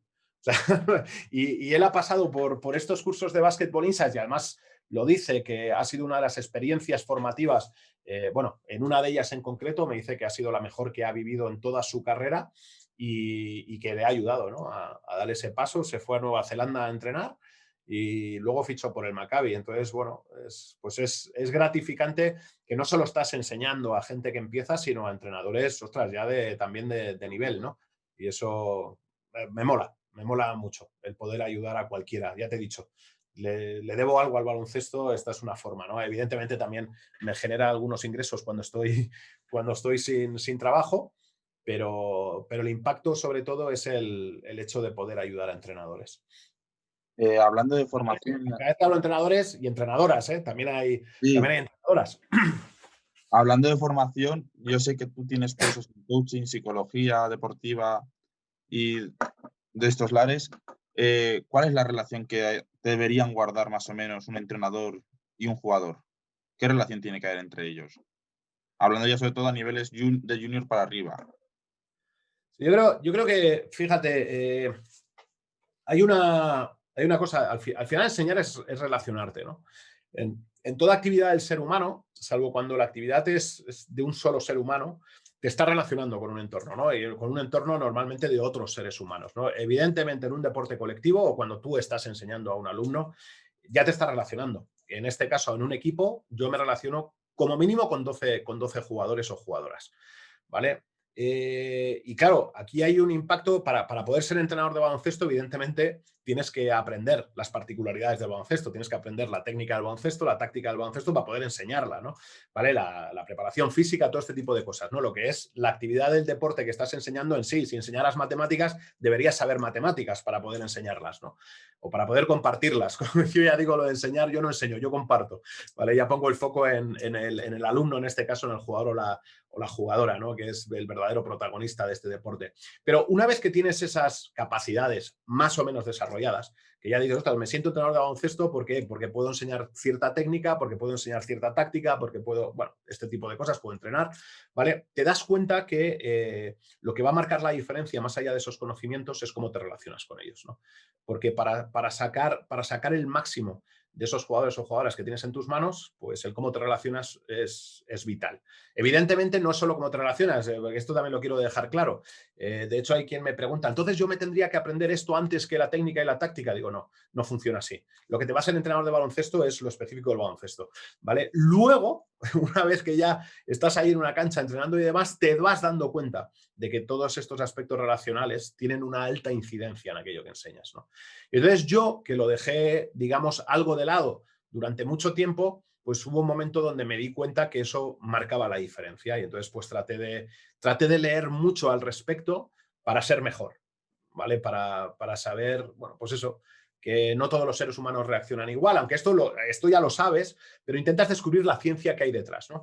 Lo que sabemos del comportamiento humano para intentar tú reconducir determinadas conductas, que al final es de lo que se trata en baloncesto, ¿no? Si yo te quiero crear el hábito, yo qué sé, de hacer una bandeja por la derecha, si conozco cuáles son los mecanismos que hacen que yo consiga que tú mejores esa entrada con la derecha, que son conductas, pues evidentemente tendré más capacidad de éxito que alguien que no lo conoce y que no sabe cómo abordarlo, ¿no? Y entonces en ese sentido, pues sí, estuve mucho tiempo pues leyendo muchísimo sobre este tema, ¿no? Sobre estos temas. El tema de trabajar, pues eso, el cómo te relacionas, el cómo corriges. Es verdad que yo llevo muchas cosas innatas, sobre todo en el tema comunicativo. Hay gente que me dice que soy muy bueno comunicando, pero yo no sé racionalizarlo, es decir, no he hecho un curso de comunicación, ¿vale? Lo llevo de serie. Son estas cosas que, bueno, pues lo tienes, la gente te dice que lo tienes, pero no sabes muy bien por qué lo tienes, ¿no? Debo haber nacido con ello en ese sentido. Luego hay otras muchas cosas, evidentemente, que tengo que aprender. Y en eso me he centrado en los últimos años, más allá de seguir mejorando en aspectos específicos del baloncesto, en este tema de relacionarme, ¿no? Y entonces muchas veces te das cuenta de errores que cometes, que en cuanto los estudias dices, wow, lo bueno es darte cuenta, porque cuando te das cuenta le puedes poner remedio. Lo malo es cuando tú estás cometiendo un error sin saber que estás cometiendo un error, porque entonces no puedes ponerle remedio. Como no sabes que estás cometiendo un error, pues ahora sigues cometiendo el error toda tu vida, ¿no? Entonces, en este sentido, pues creo que es interesante, ¿no? El hecho de saber cuándo el feedback positivo es bueno, cuándo es malo, cuándo te puede perjudicar, cuándo te puede beneficiar.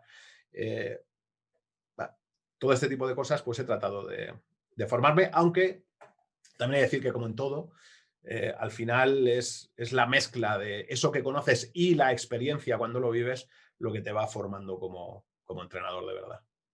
Corrígeme si me equivoco, hablando de cómo te has formado tú. me parece que creo recordar que me comentaste que pasaste una pequeña temporada con los San Antonio Spurs, acompañándoles en una pequeña temporada en la NBA. ¿Cómo fue esa experiencia? Bueno, lo que hice fue cuando es curioso, ¿no? Cuando salí la primera vez ¿de dónde fue? Del Madrid. Antes de que me fichara Baskonia, el Madrid no me renovó contrato después de 5 años y entonces estuve hasta noviembre que fiché en Baskonia con Ivonne Navarro, que es cuando echan a Marco Crespi. Yo tenía planeado un viaje para ir a ver a Ettore Messina, que es con el que había sido entrenador ayudante antes de que llegara Pablo Lasso. Estaba en los San Antonio Spurs y dije, guau, pues me voy unos días, lo veo y veo cómo entrena el equipo, ¿no? La idea era esa, ver cómo entrenaba el equipo aprovechando que Ettore Messina estaba dentro, ¿no? Y claro, dio la casualidad de que con todo contratado, el vuelo, el hotel, todo, o sea, todo pagado además, pues fiché por Baskonia y tuve que renunciar a aquel viaje. Y bueno, y perdí la pasta, ya estaba todo pagado, ¿no? Entonces, justo cuando salgo de Zaragoza, estoy en esa misma tesitura de, pues digo, no tengo equipo, pues ahora es buen momento de aprovechar aquel viaje que tenía previsto cuando justo antes de fichar en Fuenlabrada, que no se pudo, o sea, con Baskonia, que no se pudo realizar, y entonces dije, pues ahora es el momento, Ettore Messina sigue allí, entonces le llamé, oye, ¿cuándo se volvería buena fecha que fuera? Me mandó unas fechas donde ellos jugaban 6 partidos en 10 días seguidos en casa o algo así, 6 en 12, ¿vale? Es decir, tenían toda una... Sabes que allí funcionan como por giras, ¿no? O sea, entonces les tocaba una de esas rachas de muchos partidos en casa, ¿no? Y entonces dice, el mejor momento es que vengas aquí, porque entonces vas a vivir 6 partidos distintos, nos vas a ver entrenar y vas a estar 10, 12 días con nosotros pudiendo ver todo. Entonces fue lo que hice, me contraté el vuelo, me contraté el hotel, me fui para allá, estuve con Ettore Messina, que pues ya, pues como te digo, del que había sido ayudante y del que soy amigo, pues poder convivir con él unos días y pude ver pues los entrenamientos entre partido y por supuesto los partidos, ¿no? Y era la primera vez que veía la NBA desde dentro. O sea, era la primera vez que podía estar en los entrenamientos individuales, en los entrenamientos de equipo, en los propios partidos. No había vivido un partido NBA en directo más que abajo en el banquillo, cuando con el Real Madrid jugábamos algún partido amistoso contra equipos de la NBA en alguna gira que hicimos, ¿no? Pero no lo había visto desde fuera, como espectador, ¿no? Entonces, bueno, pues fue una experiencia muy agradable el poder conocer cómo trabajaban en su día a día. Estuve 10 días viéndoles y la verdad es que me gustó mucho. Y ya, por último, 2 preguntas más quiero comentarte. ¿Cómo ves al Zaragoza este año? Vamos a una opinión. Bueno, evidentemente los resultados no están siendo buenos, pero eso, vamos, no descubro nada nuevo, ¿no? Yo lo que sí creo es que en Zaragoza ha habido 2 años absolutamente descomunales. O sea, los 2 años de Porfi, que además vienen de ese año que yo salgo, que fue un año, bueno, pues duro, ¿no? Aunque al final se salvó la temporada y demás, el año no fue fácil. Y demás, los 2 años de Porfi son espectaculares. Es decir, que el primer año, bueno, creo que acabasteis sextos en liga, si no recuerdo mal, sextos o séptimos, y de repente... Séptimos, pero... Vale, y de repente, claro, te cargas al Baskonia en semifinales, no, perdón, en cuartos de final, ¿no? Si no recuerdo mal, y te metes en semifinales, y digo, wow, exitazo. Y al año siguiente, es verdad que interrumpido por la pandemia, pues joder, con 2 terceras partes de temporada, pues eso, resuelta, estás metido entre los 4 primeros. Eso es la rehostia, ¿no? Con los pies en el suelo y sin quitar, evidentemente, ningún mérito, porque lo tiene todo, lo acabo de decir que es espectacular, está estratosférico, y después probablemente no es el puesto que a lo mejor estarías esperando del equipo, es decir, probablemente el equipo está rindiendo por encima de sus posibilidades, lo cual es un mérito de la leche, pero hay que tener los pies en el suelo, ¿no? Estás luchando con presupuestos mucho mayores y demás, ¿no? Entonces, el cambio a esta temporada, pues es que pasas de dos temporadas absolutamente espectaculares a una que debería ser más normal. ¿Qué pasa? Que encima los resultados no acompañan y te ponen abajo. Entonces yo creo que el contraste es como muy fuerte, ¿no? Pero si lo analizas, desde el año pasado has perdido a tu base estrella, que es Carlos Alocén, que además, ostras, de la cantera que sale, es verdad, tienes a Rodrigo San Miguel y, hostia, que ni él ni nadie piense que es un menosprecio a Rodrigo, que también me parece un pedazo de base, ¿no? Pero pierdes a tu proyecto, ¿no? A Carlos Alocén, que además viene de hacer 2 temporadas muy buenas, ¿vale? Pierdes a Fran Vázquez, que esos 2 años ha sido un jugador muy importante en ese desarrollo del equipo, ¿vale? Has perdido a Radovic, que era tu 4 titular y tu 4 duro. Era el 4 que, joder, cuando era, vamos a decirlo así, joder, el 4 que contacta, que pega, que además tiene talento en ataque y demás. Y te diría que aunque no se ha perdido, es como si se hubiese perdido porque todavía no se ha podido disfrutar de él, que es Justiz, que está lesionado. Entonces, claro, has perdido a 4 jugadores clave de las temporadas anteriores, de golpe, ¿no? Entonces, a Justiz en algún momento se le recuperará, evidentemente, pero claro, el equipo ha cambiado radicalmente en ese sentido. Entonces, yo creo que lo que hay que tener es paciencia. ¿Qué es lo que ocurre? Y esto lo sabes, Jorge, que es cuando estás en una racha buena, es muy difícil que te bajen de la racha buena, pero cuando estás en una racha mala, también es difícil salir de la racha mala. Incluso yo ¿Vale? creo Es decir, que más. esto, el coco, afecta. ¿Vale? Y claro, cuando estás subido en la ola, ostras, te crees el mejor del mundo, pues probablemente es por lo que ha conseguido el hecho de esas 2 temporadas espectaculares, que hay un momento que dices, no, es que, ostras, es que somos buenos, ¿no? Entonces eso te ayuda en el día a día de meter, de tener confianza y demás, pero lo mismo, cuando estás abajo, empiezas a pensar que eres peor de lo que de verdad eres, ¿no? Entonces yo creo que a este Zaragoza lo único que le falta es enlazar 2 victorias, 3 victorias consecutivas para ponerse probablemente en el nivel en el que debe estar, que es una zona tranquila, luchando en un momento dado, si las cosas van bien, por estar en playoff, ¿de acuerdo? Y ese tipo de cosas. No creo que Zaragoza tenga una plantilla para estar ahora mismo mirando ahí al abismo como lo está haciendo, ¿no? Pero son circunstancias, entonces lo que creo es que hay que tener pues es paciencia. Además, aunque esto le influye a todos, y alguien podrá decir, no, bueno, pues es que esto, claro, es el que no haya público influye mucho. Influye mucho. Cuando las cosas están fastidiadas y tu público tira de ti, pues a veces sacas partidos que de otra forma no sacas, ¿no? Vale, y es verdad que los demás equipos tampoco tienen público y podrían estar utilizando el mismo argumento, ¿no? Pero creo que tiene más incidencia en los equipos que necesitan, por las circunstancias en las que están, de ese tirón del público, ¿no? De que de repente el público, pues metes 2 canastas seguidas en una remontada y ostras, y te empuja, ya sé que metas la tercera y la cuarta, y ese tipo de cosas, ¿no? Y pues esto no está, todo es extraño. Entonces, pues yo lo que creo es que hay que tener paciencia y darle un poquito de tiempo, porque creo que la plantilla está compensada y que bueno, pues eso, que lo normal es que el equipo se sitúe en una zona tranquila, ¿no? Luego, evidentemente, pues son los propios resultados los que te van poniendo en un sitio u otro y a veces eso, si vas acumulando muchos resultados negativos, pues a veces no es fácil, ¿no? Entonces, hay que dar tiempo, hay que dar confianza. Ahora ha habido cambio de entrenador, que siempre, pues, bueno, a veces sirve como revulsivo, a veces tarda en conseguirse, pero bueno, lo que hay que hacer es confiar en los jugadores, confiar en el cuerpo técnico y seguir tirando para adelante. Esta temporada yo creo que está siendo rara en general para varios equipos. Está el Casademont Zaragoza, pero también está el Gran Canaria, que esos están también en la misma situación y no salen del bache. Que fíjate, Jorge, estamos hablando, ¿no? de que las 2 temporadas que son absolutamente estratosféricas son con Porfi Fisac, que se va a Gran Canaria y con un equipo que en principio debería estar luchando tranquilamente por estar en playoff, pues llevamos 12 jornadas de liga y están puestos de descenso o empatado con los puestos de descenso, ¿no? Claro, ¿nos atreveríamos a decir que Porfi Fisac es un mal entrenador? No creo. Sobre todo después de yo digo, Porfi no lleva 2 años buenos, lleva 3. Muy buenos. O sea, buenos, 3 muy buenos. Porque el año de Guipúzcoa salvando al equipo, pues yo qué sé, como 8 o 9 jornadas antes de terminar la liga, cuando era un equipo a priori justito, o sea, me parece un temporadón, ¿vale? Y los 2 años de Zaragoza, ¿qué os voy a contar, no? Si los habéis vivido.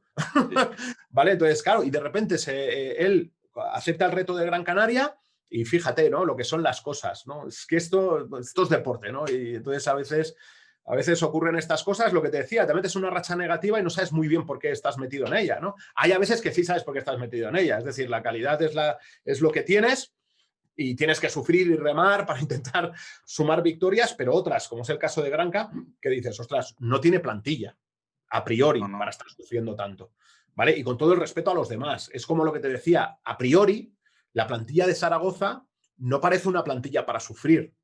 Luego, el juego y el día a día te ponen en tu sitio, ¿vale? Pero no parece una plantilla que esté predestinada a sufrir. Vamos a ver.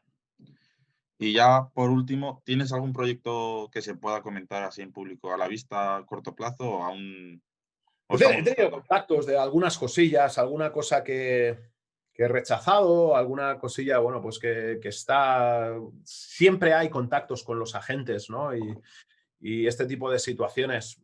A día de hoy no tengo nada, ¿vale? Pero bueno, yo estoy convencido que con tiempo, no sé si será mañana, pasado, o dentro de un mes, o dentro de un año, llegará algo, llegará otro proyecto, ¿no? Y si es en ACB, perfecto, y si es no ACB, pues oye, pues tampoco pasa nada, ¿no? No voy a rasgar las vestiduras, va a llegar un momento donde voy a querer entrenar seguro, ¿vale? De momento estoy en casa tranquilo, pues con ganas de entrenar, pero bueno, pues también manteniéndome activo en otras cosas. Yo siempre digo que que yo estoy desempleado, que no he parado, ¿vale? Pues yo no puedo parar, yo estoy siempre haciendo cosas, ¿no? Pero sí, ha habido contactos con algunas cosas, pero bueno, de momento pues no ha fructificado o por mi circunstancia o por lo que sea, ¿de acuerdo? Y he preferido esperar a otras cosas. Veremos qué es lo que va llegando, lo que nos depara el futuro. Lo que tengo claro es que de una manera u otra voy a estar relacionado con el baloncesto. Ojalá sea en una cancha, que estoy convencido que también,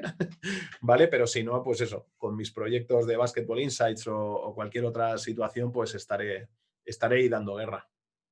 Pues perfecto. Muchas gracias por venir. Esperemos que verte pronto en las canchas y a ver si algún día vuelves por aquí y nos cuentas tu nuevo proyecto cuando lo tengas. Perfecto. Estaríamos Pues será un encantados. placer, Jorge. Igualmente. Por mí ya, si quieres comentar algo, decirnos algo que se te haya quedado a ti en el No, que tintero. no sé muy bien qué decir, ¿no? Es que tengáis mucha suerte en este nuevo proyecto, que empiezas aquí en YouTube, ¿vale? Y que nada, que ya sabes que todo lo que está relacionado con el básquet, si tiene buena onda, y evidentemente este tipo de cosas las tienen, ¿no? Pues que cuentan con mi apoyo. Es al final el deporte que me apasiona, el deporte, como te he dicho, que me lo ha dado todo, con lo cual aquí estoy yo para apoyar en lo que pueda. Perfecto. Pues muchísimas gracias, Jota. Un Nos placer. vemos pronto. Bueno, una entrevista larga, interesante, con mucho, mucho contenido de calidad. ¿Cómo lo has visto la entrevista? Yo le he visto una entrevista donde se pueden coger muchas conclusiones, todas muy interesantes. Para empezar, yo cogería lo que es la definición de entrenador. La definición de el entrenador hace que sea técnico y táctico. Lo que marca la diferencia entre entrenadores es la relación que guardas con tus jugadores. Un punto de vista bastante interesante, la verdad. Además, creo que ahí es donde confluye la entrevista a Jota con la entrevista a Lara, y ahí se entiende la importancia de esa correlación entre ambas partes de un club, ¿no? Digamos. Sí, yo es lo que veo. O sea, Jota, el que le conoce un poco más cercanamente, como es mi caso, porque yo he estado en su cuerpo técnico, aunque fuese de utillero, sabe la importancia que le da a la psicología del jugador, al coaching, a la relación con los jugadores, y era un punto que sí que quería, al menos en la entrevista, reseñar en algún momento, destacar. Y creo que ha quedado claro. Hemos repasado también su historia, una historia que de los entrenadores de toda la vida, de que no ha sido jugador ACB, desde que ha estado desde abajo, desde categorías inferiores en una cantera, ha pasado por todos los sitios. Además, el inicio anecdótico que tuvo como Sí, entrenador. que no quería ser entrenador y fíjate dónde está ahora. Pero es eso, o sea, es un entrenador de los que yo creo que cada vez quedan menos, porque tienes a Mumbrú, que es de los últimos que ha salido, quieras que no, se retiró hace 3 años de jugar en ACB. Sí. Entonces, quieras que no, lo tiene más fácil, más mascado. También luego se le juzga mejor, o sea, no mejor, sino con más intensidad, no sé. Quizá hay alguna diferencia a lo mejor en los perfiles de entrenador que puede tener el desarrollarte como entrenador una vez haya sido jugador, o el haber empezado como entrenador desde hace muchos años, que además ya no solo el que lleves muchísima más trayectoria, sino un poco también el haberte enfocado a ser entrenador desde un principio. A lo mejor ves el baloncesto desde otro punto, o algo por el estilo. Igual el ser un entrenador que acabas de ser retirado como jugador ACB, lo único que yo creo que tienes una cierta ventaja contra un entrenador que tiene es mucha la imagen que das, y también... No la imagen, sino la relación que puedes llevar con los jugadores, que sí que empatizas bastante conoces más. a todo el mundo, quieras que no, más o menos, y por lo tienes un tanto, poco más las puertas más abiertas. Por lo tanto, es una entrevista interesante y sí que nos gustaría, amigos, que opinasen sobre la entrevista, nos diesen su punto de vista, ya sea en Instagram, en YouTube, en cualquiera de nuestras redes sociales porque de verdad nos interesa lo que pensáis y lo que os ha parecido. Sobre todo este es un programa de colaboración en el que podéis hablar activamente, dar vuestras opiniones, vuestras ideas, las cosas que queráis ver. Es decir, el feedback es muy importante en todos los canales, sobre todo en este, porque es un canal de noticias, de contar al baloncesto, Y de divertirnos. y de traer muchas cosas. Y a partir de la semana que viene, sí que el formato del programa cambiará bastante porque al final no va a ser un programa de entrevistas, sí que tendremos entrevistas, sí que tendremos, por ejemplo, con algún fichaje, sobre todo temas relacionados con Aragón, sí que tendremos especiales, ¿vale? Pero va a ser un programa de comentar resultados, de comentar partidos, de mostrar nuestras impresiones. De Por tener un tanto, poco más análisis de la jornada per se. exactamente, por lo tanto, a partir de la semana que viene, que os iremos informando del día, la hora, el formato del programa cambia bastante, ¿vale? Entonces, lo que queremos es que estéis con nosotros, nos ayudéis, nos digáis lo que queráis ver y lo intentaremos hacer en la medida de lo posible. La semana que viene ya tenemos programa preparado, ya estamos súper ilusionados con este nuevo proyecto y nos encantaría que nos siguieseis. Y ya contamos con colaboradores desde un inicio. Sí, Sobre todo dar las gracias a Special Clothes por Porque- la ayuda prestada, por el suministro de vestuario, y a Dual Studio por el trabajo gráfico. también agradecer a la persona que está detrás de las cámaras, que no se ve, que es nuestro productor, que es Roberto la cámara, que por motivos obvios no sale en la cámara, pero bueno, ahí lo llevamos. La cámara que no sale en la cámara. Ahí lo sentimos, amigo. Ahí lo llevamos. Es una parte esencial Queremos, Roberto. del grupo y en realidad somos 3 haciendo este proyecto. Por lo tanto, ahí Una estamos. mención especial. Sí. Y nada, amigos, nos vemos la semana que viene con más Seguidnos en redes sociales para estar atentos a todo lo que subamos. novedades y más cositas. Igual hacemos algún especial esta semana si hay algún fichaje del Casa de Mon. Muchas gracias. Y sed felices. Hasta las categorías inferiores llegando a Campeonato de Aragón Junior. ¿Y si lo vamos a decir así? ¡Joder! Somos Ivón y Jorge. A comer, pero nosotros les ayudamos a poder hacer el baloncesto. Espera, La práctica. Sí, pues se ha caído la cámara. Repetimos. Da igual, si no,